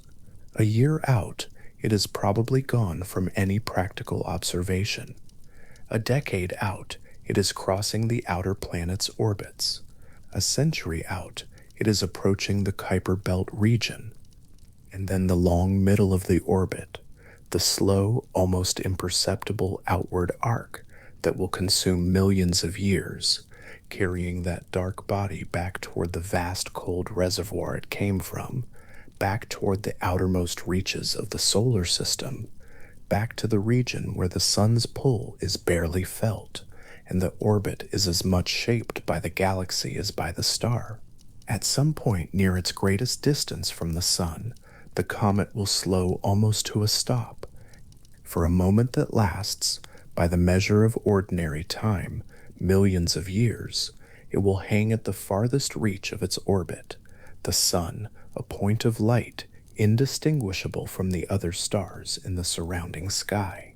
Then the fall will begin again, inward, as before, dark and cold and slow, across a distance that takes millions of years to cross, falling toward the brief bright passage at the near end of the orbit, and the brief warmth that will once again peel back another layer from the surface.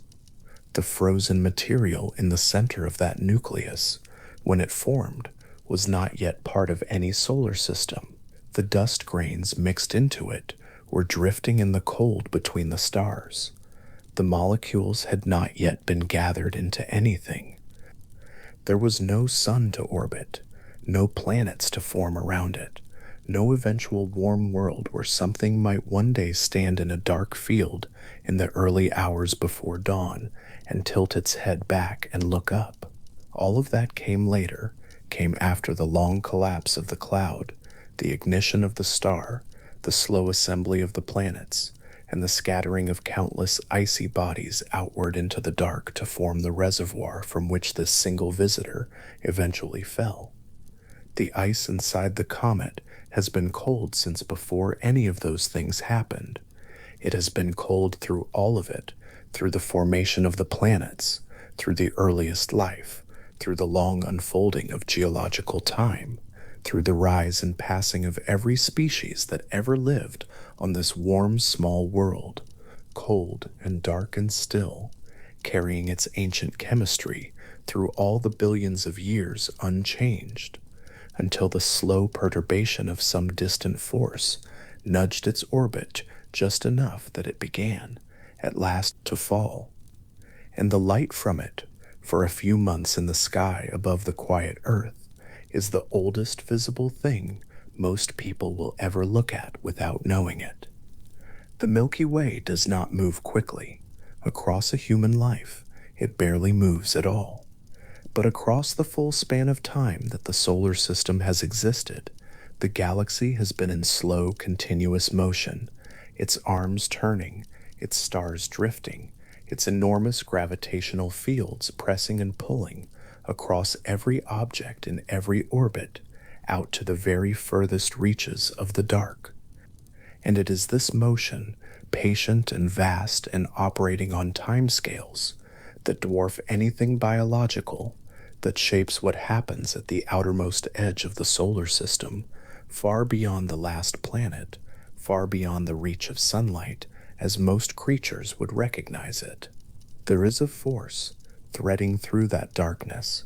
It is not a sudden force. It does not strike. It does not arrive and depart. It presses continuously from every direction, not quite equally, and the inequality is what does the work. To the eye, the Oort Cloud appears, or would appear, if anything could see it, as a vast and motionless sphere of frozen objects hanging in the dark, each body following its own long, slow orbit around a star too far away to warm it. But appearances at this scale are deceptive. Beneath the stillness, the cloud breathes, it tilts, it bends, and the force responsible for this imperceptible breathing is the combined gravitational pull of the entire Milky Way, pressing differentially across a structure so large that its top and bottom experience meaningfully different pulls. This is the galactic tide. Imagine standing on a wide, flat plain and feeling the wind against your face. Now imagine the wind pressing a little harder at your head than at your feet, barely perceptibly, but consistently. Over time, that difference would not simply push you in one direction. It would torque you, tilt you, slowly rotate you around a point somewhere in your middle. The galactic tide does something similar to the elongated orbits of objects in the outer Oort cloud. Their orbits are not circles. They are long, stretched ellipses, reaching tens of thousands of astronomical units from the Sun, and the galaxy presses harder on the far end of each ellipse than on the near end, and because of that difference, the orbit tilts. Over millions of years, the point of each orbit that passes closest to the Sun, the place called the perihelion, moves. In some cases, it moves inward, and the object that has drifted in frozen silence for 100 million years finds itself, slowly, on a new path. One that will, given time, bring it much closer to the warp that is never known. This is how the outer Oort cloud sends its objects inward, not through some sudden catastrophe, not through a collision or a sharp gravitational kick, but through the slow, relentless differential pull of a galaxy so massive that even its diffuse gravitational field, spread across a disk of stars and gas 100,000 light-years wide, can reach into the solar system's outermost regions and gradually tilt an orbit that has been stable for longer than any living thing has existed. The galactic disk tide is the dominant mechanism feeding long-period comets toward the Sun.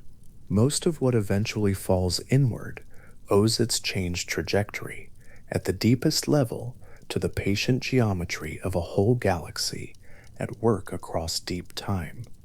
It acts slowly. It has always acted slowly.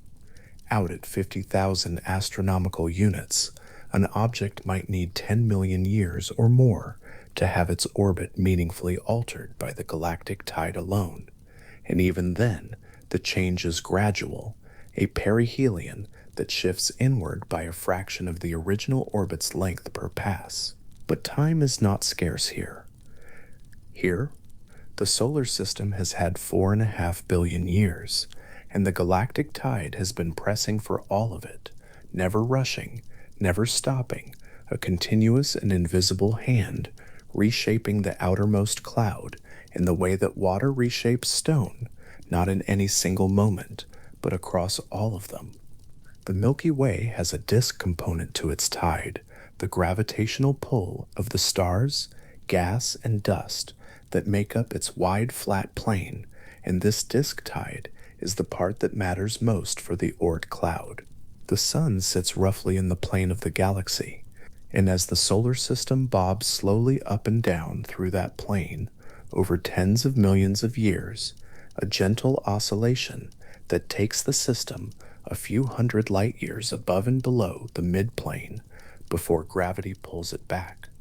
The strength of the tide fluctuates. When the solar system sits closer to the denser parts of the galactic disk, the tide is stronger. When it rides higher above the plane, the press relaxes a little. This slow oscillation means the rate at which objects are sent inward from the Oort cloud is not perfectly constant. It varies with a rhythm measured in tens of millions of years, a geological heartbeat too slow for any living thing to notice, but observable, perhaps, in the patterns left behind in the fossil record over hundreds of millions of years. A broad and quiet sphere of frozen objects, billions of them, all hanging in orbits that the galaxy itself is gently and perpetually reshaping.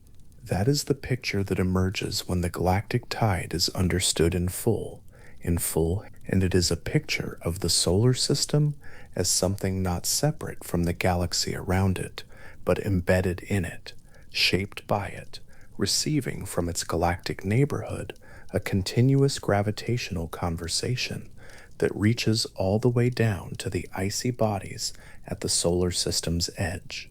But the galaxy is not the only thing that reaches into the Oort cloud from outside. Stars move. The Sun moves. In the several billion years since the solar system formed, the Sun has completed many orbits around the galactic center, and in doing so, it has passed near many other stars. Most of those passes are distant.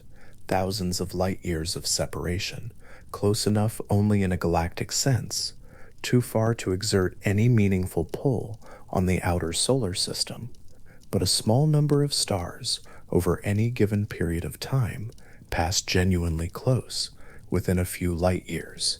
And at those distances, the gravitational influence of a passing star on the loosely bound outer Oort Cloud is not negligible. A star passing within 1 or 2 light years carries no malice. It is simply drifting through, moving on its own orbit around the galactic center as the Sun does, crossing a region of space that happens to include the outer edge of the solar system. But from the perspective of an object orbiting in the Oort Cloud, loosely bound, its orbit shaped more by the galaxy than by the Sun, at those distances, a passing star is a gravitational event. Its pull arrives across the orbit, pulling slightly harder on the objects nearest to it, perturbing the slow dance of icy bodies that have been moving undisturbed since before the Earth had continents. Some of those objects will have their orbits altered enough that their perihelion distance shortens and they begin a slow inward drift. Others will be nudged outward toward orbits so large and loosely bound that the next galactic perturbation or the next stellar flyby will pull them away from the Sun entirely, sending them into the interstellar medium to become unbound travelers, rogue bodies drifting freely between the stars with no star of their own. On average, a star passes within about 1 or 2 light years of the Sun, somewhere between once every few 100,000 and once every million years. In the course of the solar system's history, that adds up to thousands of stellar passes, each one capable of disturbing the outer Oort Cloud to some degree. Most passes are far enough away that their influence is limited to the cloud's very outermost layers, the most loosely held objects on the longest and most fragile orbits. But closer passes, and statistically they happen, can reach deeper, nudging objects on much tighter orbits that would otherwise remain stable almost indefinitely. Among the confirmed stellar flybys on record, one stands as the closest in recent geological history. A small binary star system, a red dwarf paired with an even smaller companion, drifted past the Sun roughly 70,000 years ago. The system is now known as Scholz's star. At its closest approach, it passed at a distance of approximately 8/10 of a light year, which by the standards of stellar neighborhood distances is genuinely close, close enough that some members of our own species, though they would not have noticed and had no way to know, were alive when this small red star was at its nearest point to our own Sun. To the naked eye, it would have been nearly invisible, a faint reddish point, no brighter than any ordinary background star. Nothing about the night sky would have suggested anything unusual was happening, and yet, out in the darkness, tens of thousands of astronomical units away, the passage of that small star was a gravitational event, quietly reshaping the outermost Oort Cloud, tilting and stretching the orbits of objects that had drifted unchanged since the early solar system. The objects whose orbits were altered by Scholz's star 70,000 years ago have not finished responding. Some are still propagating inward along their shifted trajectories, following paths that will take hundreds of thousands of years to complete. The perturbation Scholz's star, introduced in the outer Oort Cloud, has not yet fully arrived at the inner solar system. It is still traveling. Some of its effects, in the form of objects gradually approaching on new inward orbits, may not reach the vicinity of the inner planets for millions of years from now. The cause and the effect, separated by an interval of time so long that no civilization could persist through it, are joined only by the slow logic of orbital mechanics playing out across that entire span. This is one of the quiet truths of the Oort cloud, that the forces acting on it are distributed so broadly across time that cause and effect become practically invisible to each other. A star drifts past, orbits shift, objects begin moving inward. Somewhere between 100,000 and several million years later, some of those objects will pass through the inner solar system. The event and its consequence are separated by such enormous intervals that the language of cause and effect barely applies, and yet the connection is real, a causal thread stretched thin across a gulf of time. Not all the things that reach into the Oort cloud from outside are individual stars. During its orbit around the galactic center, the Sun occasionally passes through or near dense concentrations of interstellar gas and dust, structures called giant molecular clouds. These are not small. A typical giant molecular cloud might contain a mass equivalent to tens of thousands of suns, concentrated into a volume that could still span hundreds of light years.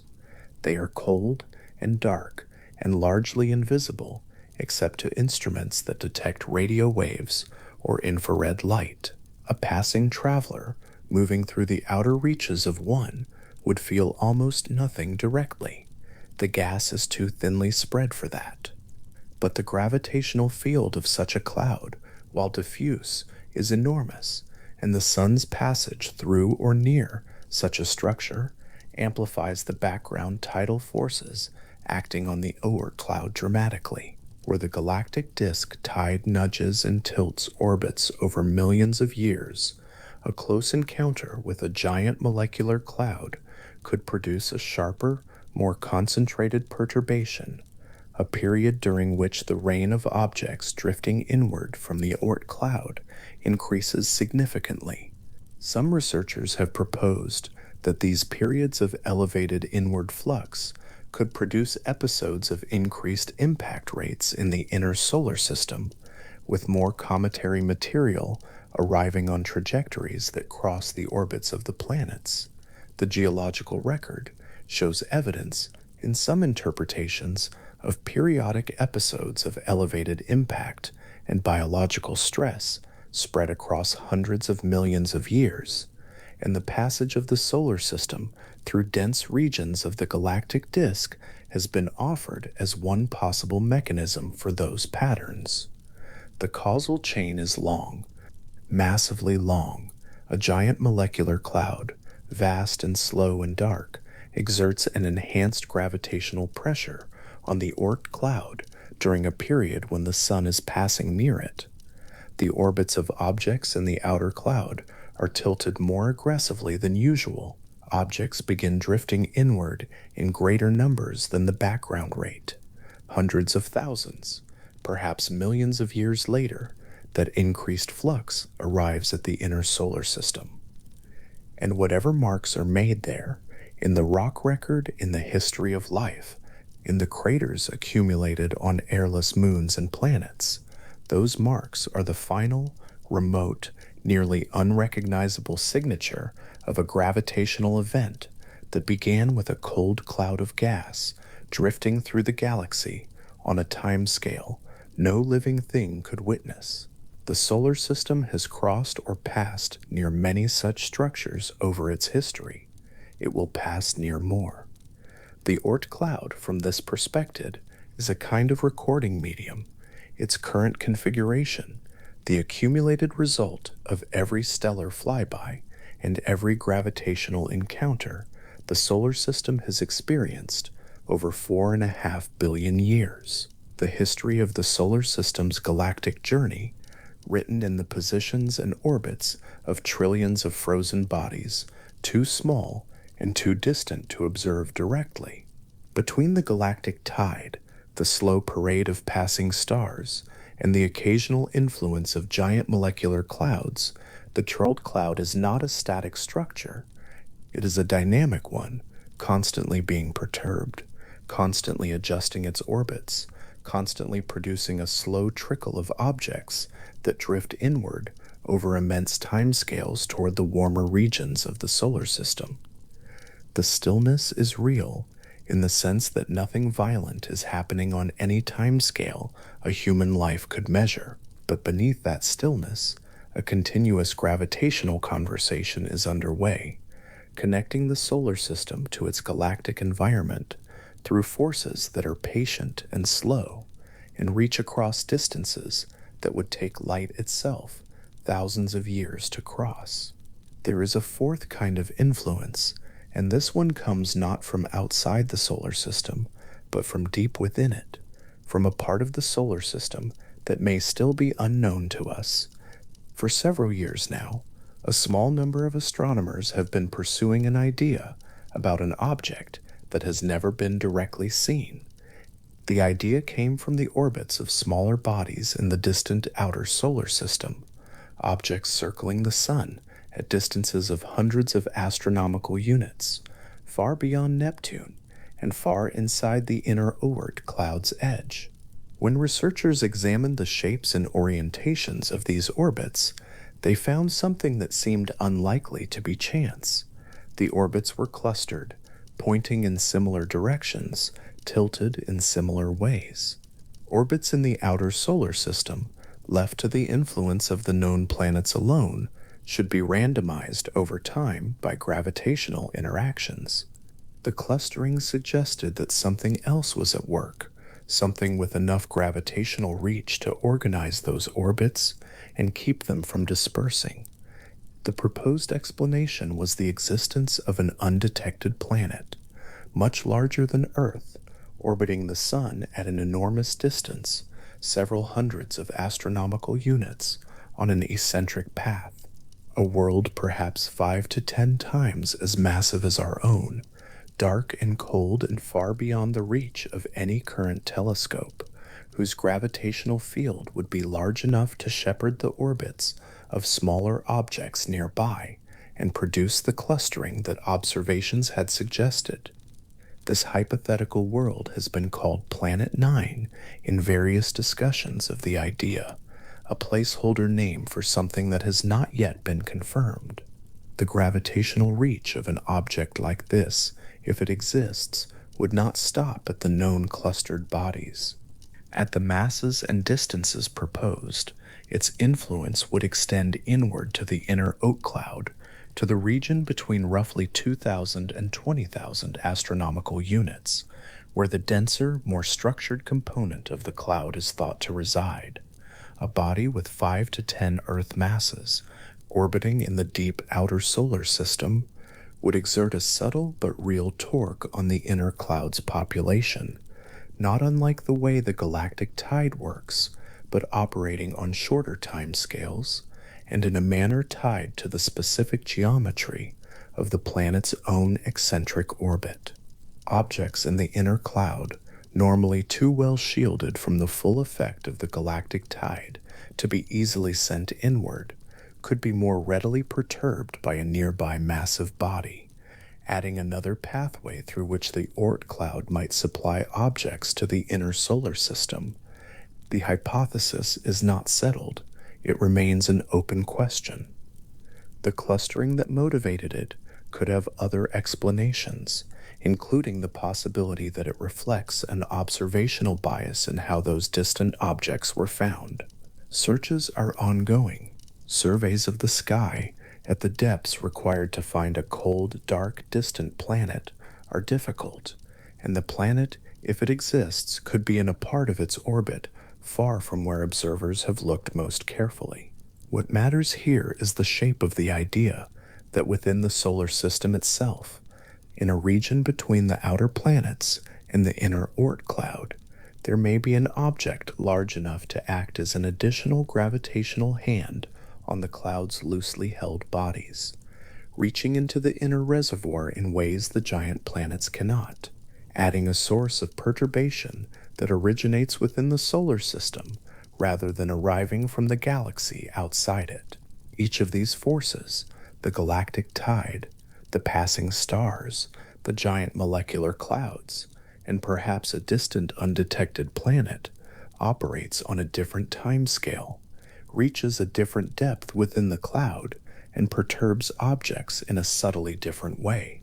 Together, they produce a system of overlapping influences, none of them sudden, none of them catastrophic in any moment to moment sense, all of them continuous and slow, and collectively responsible for the cloud's slow, steady contribution to the inner solar system's supply of wandering objects on long elliptical paths.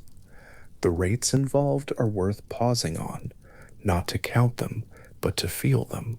In any given year, across the entire Oort Cloud, the number of objects meaningfully disturbed into new inward trending orbits is small, a handful, perhaps, out of trillions.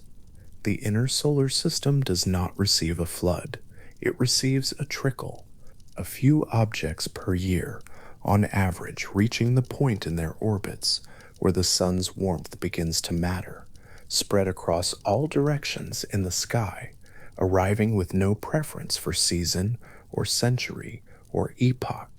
The sky in any given human lifetime sees perhaps a handful of objects from this reservoir that come close enough or become active enough to be visible. Each one is a single thread from an enormous, slow, continuous supply, the end of a causal chain that began in the galactic tide, or in the gravity of a passing red dwarf, or in the diffuse pull of a cold cloud of interstellar gas, all of it playing out across intervals of time that dwarf the history of life on this planet. The sun moves through the galaxy at roughly 20 kilometers per second relative to its local stellar neighborhood. In the time it takes for a long period comet to complete a single orbit, say a few million years, the sun has moved more than 100 light years from where it was when that comet began its inward fall. The stars around it have shifted. The gravitational landscape has changed. The perturbation that sent the comet inward was produced by a configuration of stars and galactic structure that no longer exists in quite the same arrangement. The comet arrives, in a sense, as a message from a past that is dissolved, a record of gravitational conditions that the solar system has long since left behind. This connection between the present sky and a distant gravitational past is one of the deeper, quieter truths that the Oort Cloud offers. When an object from the outer solar system becomes active and visible, when it grows a tail of gas and dust as it approaches the sun, brightening against the background of distant stars, it has been traveling for a span of time that stretches back, in some cases beyond the emergence of modern humans.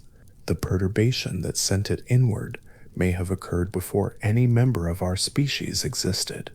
The comet's long fall inward began when the ice ages were still cycling, or before, when the continents were recognizable, but the world's surface held no cities, no agriculture, no spoken language complex enough to describe what was moving in the sky above.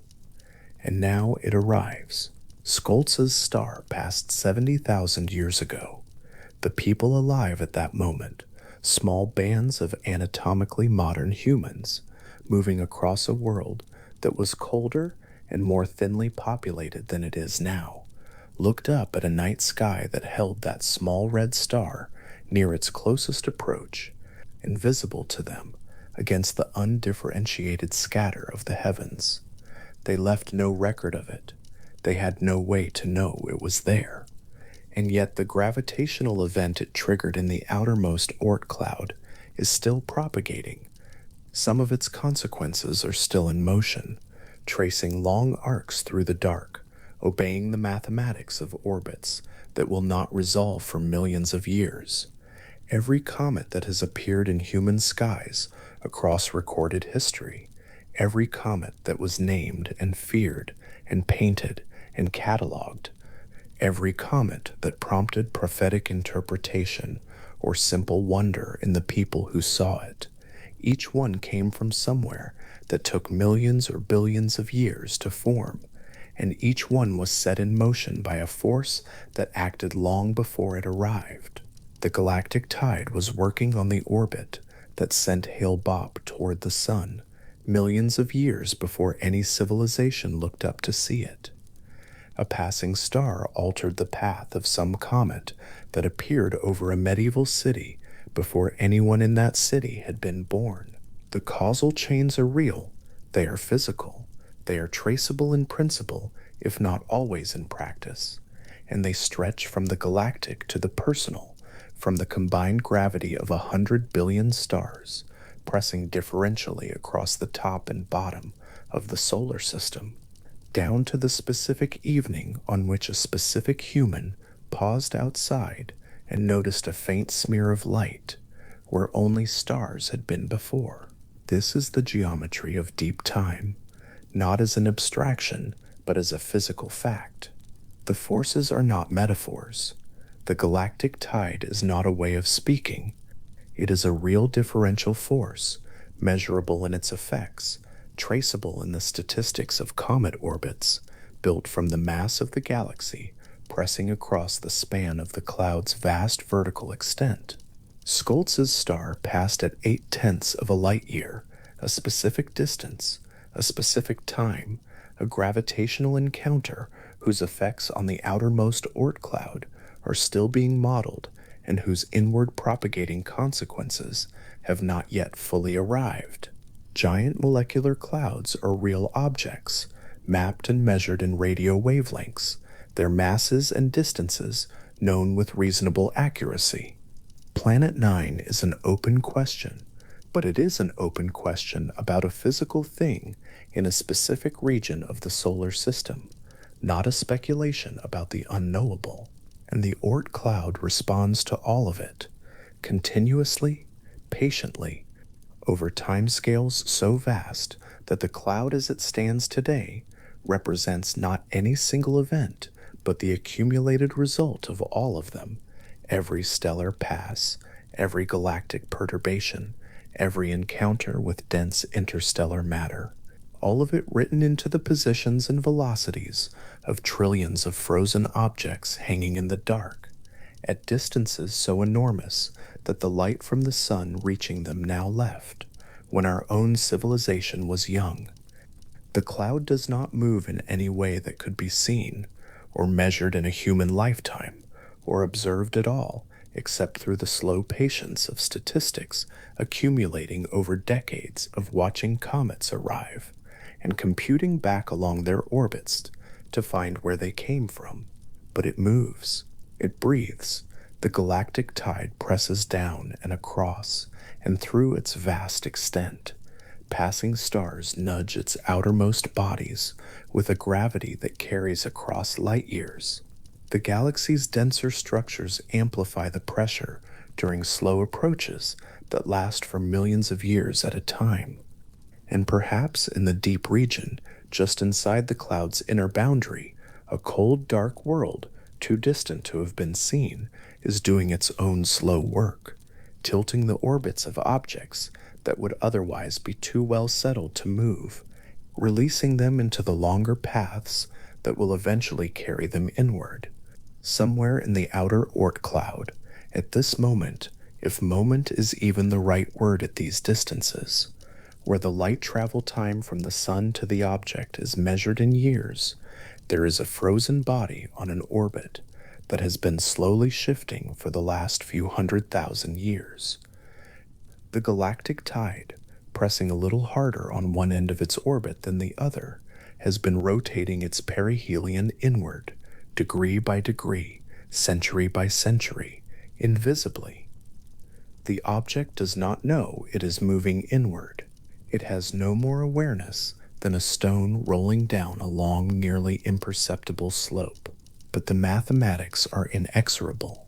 Somewhere ahead, at a distance it cannot yet perceive, and on a time scale no living thing could wait for, the warmth of a distant star will begin, very faintly, to reach it. And eventually, after millions of years of this slow inward progress, something will change. But that is the next step in a story still being written by gravity and time, in the dark and cold and vast quiet of a structure that has been sitting at the edge of everything we call the solar system for nearly as long as the solar system has existed. The forces at work are the oldest forces in the universe. They do not hurry. They do not need to. The Oort Cloud will be there for billions of years more, and the galaxy will keep pressing on it, and the stars will keep drifting past. And the slow, patient reshaping of its outermost orbits will keep producing the occasional, unhurried traveler that sets off on the long fall inward, a consequence of galactic forces that began their work perhaps before the first human ancestor stood upright, completing a journey that began before any of us were here to see it start, arriving in a sky that was waiting quietly without knowing it was waiting at all. The comets visible in human skies throughout all of recorded history, those carefully noted and named and sometimes feared, may be the delayed echo of a stellar encounter that happened tens or hundreds of thousands of years before anyone was watching the sky with enough patience or precision to understand what they were seeing. The effect arrived long after its cause had moved on. The star that nudged the orbit has long since drifted away to somewhere else in its own galactic path, indifferent to what it set in motion, carrying no record of the encounter, following its own slow orbit around the center of the Milky Way, as the sun follows its own, two ships that crossed in an enormous dark sea, so long ago that neither carries any sign of the crossing anymore. And yet the crossing happened. The gravity did its work, the orbit changed, and somewhere between that moment and this one, across a gulf of time too wide to hold in the mind all at once, something small and frozen and dark began moving in a new direction, patient and oblivious, and entirely subject to the mathematics of forces that have no memory and no intention, only the cold, perfect, continuing logic of mass and motion and time. Somewhere beyond the last reach of sunlight, in the part of space where the solar system's light has faded to something barely distinguishable from the glow of a distant city seen from a mountain top at night, an object drifts. It is roughly the size of a small mountain. Its surface is black, darker than coal, dark in the way that only ancient cold and the slow accumulation of cosmic dust can produce. Around it in every direction, there is nothing, no second object visible, no light source close enough to cast a shadow, no warmth at all. This is a place that has been exactly this cold, exactly this still, and exactly this dark for longer than the Earth has had a moon. To see this object with any instrument available today would be like standing in New York and trying to count the individual hairs on a person's head in Los Angeles. The object is too small, too dark, and too distant for even the most powerful telescope yet built. And yet this object is real. It follows a path through space that obeys the same mathematics that describes the orbit of the Earth around the Sun. It belongs to our solar system. It has belonged to our solar system since before the first rock solidified on the surface of any planet. What it lacks is any means of being seen, and so the entire structure it belongs to, a vast spherical cloud containing perhaps 1 trillion objects like it, wrapped around the solar system at a distance of tens of thousands of times the distance from the Earth to the Sun, is known only through inference, mathematics, and the patient reading of objects that have already fallen inward toward the light. This is the edge of what can be known, not what is unknown because no one has looked, but what is unknown because the darkness is too complete and the faintness too profound for any looking to help yet. The brightness of an object in space depends on two things: how large it is and how far away it is. Both work together to make Oort Cloud objects invisible. An object 100 kilometers across, sitting at a distance of 10,000 astronomical units, would shine at something like magnitude 35. The Hubble Space Telescope, which has resolved galaxies formed when the universe was only a few 100 million years old, can see objects down to approximately magnitude 31 and a half. The James Webb Space Telescope, whose golden mirror segments have gathered light from some of the most distant structures in the observable cosmos, can do slightly better. Neither can come close. An Oort Cloud object would need to be brighter by a factor of thousands just to register as the faintest possible detection. The darkness that hides these objects is not metaphorical. It is a precise, measurable quantity expressed in magnitudes and photons, and it is absolute for every instrument human hands have yet assembled. There is something very still in this fact. The Oort Cloud surrounds the solar system completely. Right now, as the Earth turns and the sun arcs through the sky of every inhabited continent, there is a shell of frozen objects enclosing the entire planetary system at a distance so great that the sun itself would be invisible without a telescope from within it. The planets and their warmth, the asteroid belt and its slow collisions, the outer giants in their long cold orbits, the scattered belt beyond them, the heliopause where the solar wind finally runs out of pressure. All of it sits inside a structure that cannot be seen, mapped, or visited. The solar system ends not where the last planet orbits, but somewhere inside a cloud that the solar system's own instruments cannot find. The knowledge that this cloud exists came from the same kind of careful, patient attention that has always moved science forward at its edges, not from looking directly at the thing, but from reading its signature in something else. In the year 1950, a Dutch astronomer named Jan Oort examined the orbital records of 19 long-period comets, objects that take more than 200 years to complete a single orbit and arrive from all directions in the sky. When Oort plotted the original orbital energies of these comets before any encounters with the planets had altered their paths, he found that the energies clustered very tightly near zero. In the language of orbital mechanics, an energy near zero means an orbit that is barely bound, an orbit so elongated that the far end must be sitting tens of thousands of astronomical units from the sun.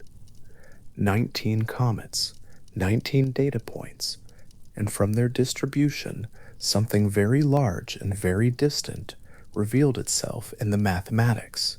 It is worth sitting with what that means. A bequest was not working from a photograph of the cloud, or a map of its extent, or a catalog of its members. He was working from the shape of a curve on a graph, built from the calculated energies of 19 objects that had already fallen most of the way in toward the sun. The cloud itself was inferred, the way a geologist infers a buried river from the way the ground above it sags. The inference was precise. It was grounded in real numbers derived from real observations, and it pointed with mathematical quiet to a reservoir of comets sitting far beyond the reach of any instrument on Earth or above it. That sample of 19 comets is not large. Modern comet catalogs contain tens of thousands of objects, and the long-period comets among them confirm what Oort found. Their source reservoir is distant, roughly spherical in distribution, and orbits that arrive from every direction in the sky with nearly equal probability. The cloud that Oort proposed in 1950 has not been overturned by the decades of analysis that followed it. It has been refined. Its inner structure has been proposed. Its mass has been estimated and revised and estimated again. The estimates place the total mass at somewhere between a few times the mass of the Earth and several tens of times that mass, all of it locked in the cold dark at the outermost edge of what the sun's gravity can loosely hold. But a mass estimate for a structure of which no individual member has been directly observed is itself a kind of inference built on inference. The estimate begins with the rate at which long-period comets arrive in the inner solar system. It then works backward through dynamical models of how many objects must be disturbed from their distant orbits for each one to eventually fall inward, far enough to be seen. Then it accounts for the proportion of disturbed objects that are destroyed before they complete an orbit, and the proportion that are never disturbed at all over the solar system's entire history. Each step adds a layer of uncertainty. The final number has error bars large enough to contain a difference of tens of Earth masses. What the estimates agree on is the rough order of magnitude. This is a very large number of objects spread across a very large volume of space with a total mass that is substantial but not enormous compared to the rocky planets of the inner solar system. The sparseness of the cloud's population is one of the things that makes it so hard to detect by other means. If an observer were somehow transported to a random point inside the outer Oort cloud, the nearest neighboring object might be hundreds of astronomical units away. The cloud is not a dense shell. It is closer to an extremely dilute scattering of frozen bodies across a volume so vast that the distances between any two of them would span more than the breadth of the planetary solar system. Standing, conceptually, inside it, there would be no sign that any nearby object existed. There would only be the sun reduced to a bright star, and the rest of the sky filled with other stars at various distances and nothing visible between. And several approaches have been proposed for detecting Oort cloud objects without waiting for them to fall inward. The most technically demanding involves monitoring large numbers of stars for occultations, the brief, faint dimming that occurs when a dark body passes in front of a distant star. The dimming is real but small and fast, lasting only milliseconds, and the precision required to detect it reliably at the photon level is near the edge of what current instruments can sustain for long periods. Programs designed to search for outer solar system objects in this way have operated and accumulated data. The detection rate for objects as distant as the true Oort cloud remains, at the population densities the cloud is expected to have, extremely low. An occultation by a true Oort cloud member would be an exceptional event to capture, even with dedicated monitoring over years. There is a larger survey approaching that will reshape what is known about the outer solar system, even if the outer Oort cloud remains beyond its reach. The Vera, the 100th Rubin Observatory, on a mountain in Chile, has been built around an 8.5-meter mirror paired with a camera that captures an area of sky equal to about 40 full moons in a single exposure. Its survey will cover the entire accessible sky every 3 nights, accumulating observations over a decade. No previous survey has approached this combination of depth, cadence, and sky coverage. What the survey will produce, among many other things, is a vastly expanded catalog of well-characterized long-period comet orbits. The current statistical picture of the Oort cloud is built from a relatively small sample of precisely measured orbits. A much larger sample will let the models become more precise, refining the estimates of the cloud's total mass, mapping the transition between the inner and outer cloud structures, and potentially revealing subtle asymmetries in the distribution of arriving comets that could point to specific past perturbations. It will not see the cloud itself. The objects that remain in their distant orbits will remain invisible. What it will see are the ones that have already been set in motion, the ones that are already falling inward, the faint messengers from the outer dark that carry in their orbital energies the signature of where they began. The observatory is listening to echoes. The cloud speaks only through what it sends. The most distant human-made object in existence, as of the middle of the 21st century's third decade, has traveled roughly 163 astronomical units from the Sun. It has been traveling outward since its launch, continuously for close to 50 years. That object would need to continue traveling at the same speed for something like 300 more years just to reach the inner boundary of the Oort cloud at 2,000 astronomical units, and even that boundary is not the Oort cloud proper, but the denser inner region, which itself extends inward from where the loosely bound outer cloud begins. To reach the outer Oort cloud at 50,000 or 100,000 astronomical units would require not centuries, but tens of thousands of years of continuous travel. The solar system is not small in the way the solar system tends to be described as small when compared to the distances between stars. The solar system contains within it a structure so vast that its exploration by any spacecraft remotely like those built today is effectively outside the bounds of human time. This is not a source of frustration.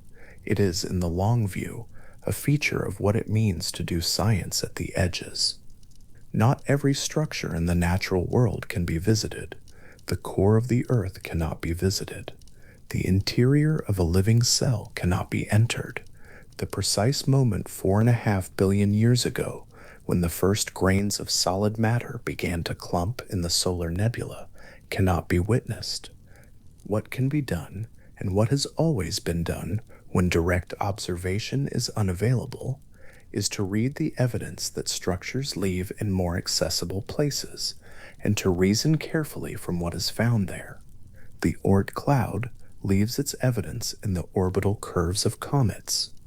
The comets carry in their chemistry the frozen record of conditions in the outer solar system when the planets were still forming. The mathematics of their trajectories points backward, like a compass, to the cloud they came from. Out at the outermost edge of the outer cloud, where the sun's gravity has faded to something barely stronger than the background pull of the Milky Way itself, an Oort cloud object sits in a different kind of space from anything in the inner solar system. The sun, from there, is a star among stars. Brighter than the others, certainly, but not qualitatively different. A point of light among many points of light. Its planets invisible at that distance, its warmth not even registering on a thermometer, and the temperature at the outer edge of the Oort cloud is only a few degrees above absolute zero. An object there is not heated, it is not lit, it is not touched by the solar wind. The boundary where the solar wind gives way to the interstellar medium, the heliopause, is at roughly 120 astronomical units, many times closer to the sun than the Oort cloud's inner edge. Everything in the outer cloud sits not just beyond the warmth of the sun, but beyond the sun's wind, in the full cold pressure of the interstellar medium. An object at 100,000 astronomical units is simultaneously a member of the solar system and something else, something that belongs, in the loosest possible sense, to the sun, in that the sun's gravity still provides a defining direction and a central reference for its orbit, but that lives in the same diffuse gas that fills the space between stars, that receives the same cosmic ray flux that passes through the interstellar medium, that feels the gravitational tide of the entire Milky Way as a force comparable in influence to the pull of its own star. This is the outer boundary of home, not a sharp line, not a wall, a gradual fading, the way a city's light fades at its edges into countryside, until at some point there is no longer any question that what surrounds the traveler is something different. The Oort cloud sits at that fading. It is neither fully inside the solar system in any functional sense, nor outside it. Its objects formed here, in the material of this solar system, from the same chemical inventory that built the planets and moons and every other structure orbiting the sun. But over billions of years, the outer objects have been exposed to galactic forces stellar neighbors, and the diffuse background of the galaxy itself to a degree that makes their long-term orbital behavior as much a product of the Milky Way's structure as of the Sun's gravity. They are the solar system's outermost citizens, and the galaxy is their immediate environment. The chemistry inside those distant objects has not changed. This is one of the most patient facts in the natural world. In the inner solar system, planetary surfaces are reshaped by impacts, volcanism, erosion, and chemical cycling. Rocky bodies are heated, fractured, and remade. But a frozen object in the outer Oort Cloud, in its dark and cold and stillness, has no driver of change available to it. The temperature is so low that even the most volatile ices, carbon monoxide, carbon dioxide, the simple organic molecules that formed in the outer reaches of the protoplanetary disk, are locked in place. The chemistry that condensed from the solar nebula more than 4.5 billion years ago is the chemistry sitting in those objects now, undisturbed, unmixed, preserved not through any special effort, but simply through the completeness of the absence of energy. When a comet falls inward from the cloud and crosses inside the orbit of Jupiter for the first time, when the sun finally reaches its surface and the long frozen chemistry begins to stir and sublimate, what is released into space is material that has been sealed since the solar system's formation. That material carries information. The ratios of different molecular forms of water, the relative proportion of ordinary hydrogen to its heavier relative, deuterium, tell researchers about the temperature at which the ice originally condensed. The organic molecules on the comet's surface record the chemistry of the outer protoplanetary disk. The dust grains embedded in the ice preserve the composition of the nebula from which the sun and planets formed. All of this was waiting in the dark. All of it takes 4.5 billion years to reach a temperature where it can be read. No instrument yet built has gone to an Oort Cloud object in its natural orbit to collect this record directly. The closest approach to reading original cloud material in the field was a mission that traveled to a comet that had already been modified by multiple passes through the inner solar system. Even comets that arrive as dynamically new on their first ever passage through the inner solar system, never before warmed by the sun, have spent most of their history at the outer edge of the cloud, not at rest, but in the slow gravitational dialogue with stars, the galactic tide, and the gas clouds the solar system passes through on its long orbit around the galaxy's center. They arrive partly worn, partly prepared by the outer darkness for their one visible performance. The idea that every piece of rock and ice in the solar system was once part of the same rotating cloud of interstellar gas and dust, and that some pieces remained undisturbed near the outside while others fell inward and became planets, is not a metaphor or an analogy. It is the physical history. The oxygen in the air of a summer afternoon and the oxygen locked in the ice of an Oort Cloud object 40,000 astronomical units away share a common source. Both condensed from the same molecular cloud when the sun was forming. One became part of an atmosphere. The other became part of a frozen body that has drifted at the edge of the solar system in undisturbed darkness ever since. Same origin, different histories. One is breathed in and out every few seconds. The other has not been warmed by any star since before the Earth existed. The cloud does not record its own history. It has no surface that carries marks of time, no layers like ice cores that could be read for past events. What it has is an orbital distribution, the statistical shape of how its objects' orbits are arranged in space, and that distribution, read carefully through the comets that fall inward and carry the cloud's signature into measurable trajectories, tells something about every major gravitational event the cloud has experienced since its formation. A past stellar flyby may leave an asymmetry in the arrival directions of long-period comets, a subtle excess from the direction that star came from, fading over time as the cloud structure slowly relaxes back toward uniformity. A past crossing of the galactic plane, which the Sun does roughly every 30 million years or so as it bobs through the Milky Way's disk, may have sent a wave of cometary perturbations inward, a wave that has been slowly propagating ever since. These signatures are faint. Detecting them requires the kind of large statistical sample that only a decade-long sky survey can produce, and even then, the signal may sit close to the noise. But the attempt is being made, with the tools available, and the tools are improving. The picture of the Oort Cloud that will exist in 20 or 50 years will be built from a vastly larger sample of well-measured comet orbits, fed into models that have grown more precise with every new observation and every new theoretical refinement. The cloud will remain invisible.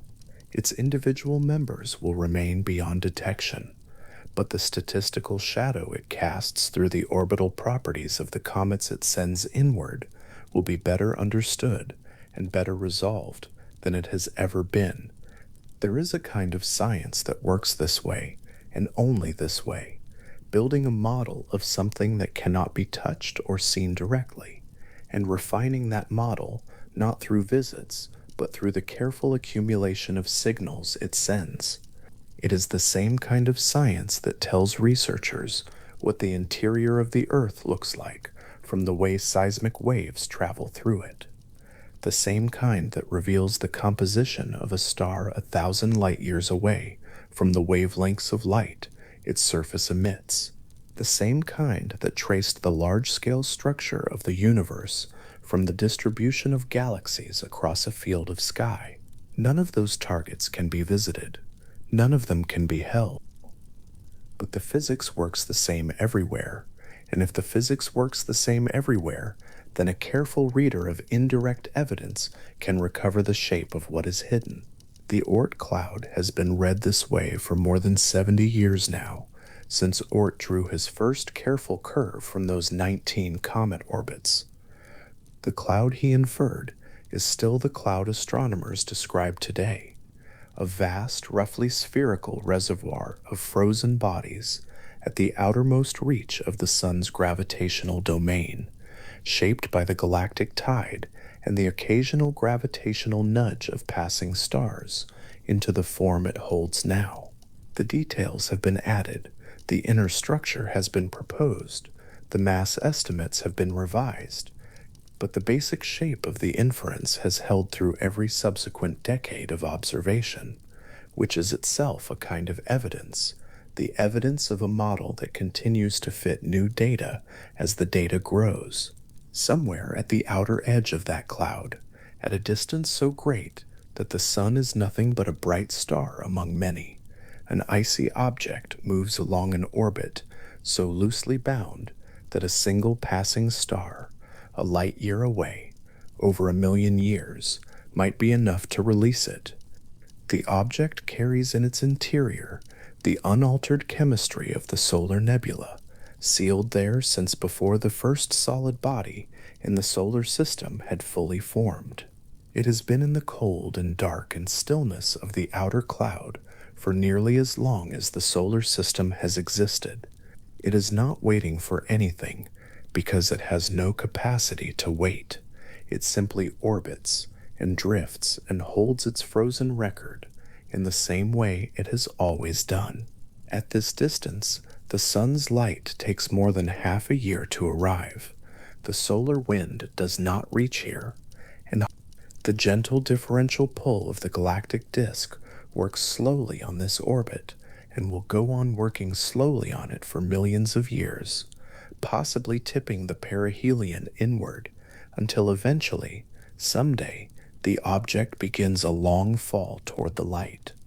Or the orbit may remain stable for another 1,000,000,000 years, or longer, until some gravitational event freeze it from the solar system entirely. There is no way to know which future belongs to any specific object. There are only the statistical patterns that emerge from a trillion objects over time, and the patient ongoing work of reading those patterns from the inside of the solar system, from instruments on the ground and above it, from the careful measuring of light that fell on mirrors, and the careful analysis of numbers drawn from the paths of comets. The solar system is larger than the distance from the sun to the last planet by many times over. The true outer boundary of the solar system, the outer edge of the Oort Cloud, is perhaps a quarter to a third of the distance to the nearest other star system. In the space between these two stars, there is a structure that belongs to neither and to both. The inner solar system, with its rocky planets and familiar scales, is a small warm center surrounded by an enormous cold halo of frozen objects whose existence was not known to any human being before the middle of the 20th century, and whose individual members still cannot be seen by any instrument. The halo is the majority of the solar system's volume. The halo has always been there. The planets, the sun, the warmth and light of the inner system, these are the center, bright and known, and studied for thousands of years. The Oort Cloud is the rest of it, the long, quiet, frozen rest of everything. The James Webb Space Telescope can look back 13 billion years and resolve the shapes of the first galaxies forming when the universe was young. It does this by gathering the faintest possible light from the furthest possible distances. That same telescope, turned toward a point in the sky where an Oort Cloud object is known, if such a thing were ever to be known, would see nothing. The object would be too dark, the distance too great, the reflected sunlight too faint, by orders of magnitude, to register on even the most sensitive instrument ever pointed at the sky. The telescope that sees the beginning of the universe cannot see the outer edge of the solar system. There is something very quiet in the geometry of that fact, that the tools built for the largest scales of existence are defeated by a structure that is, in the context of the universe, almost impossibly small, and yet the cloud is patient enough to wait. It has been there, in its current form, for most of the history of the solar system. It will be there long after any instrument now in orbit has completed its mission and gone silent. The individual objects inside it will remain frozen and dark and still, following their slow orbits for as long as there is a sun to orbit and a galaxy to shape those orbits. Some will eventually be disturbed and fall inward,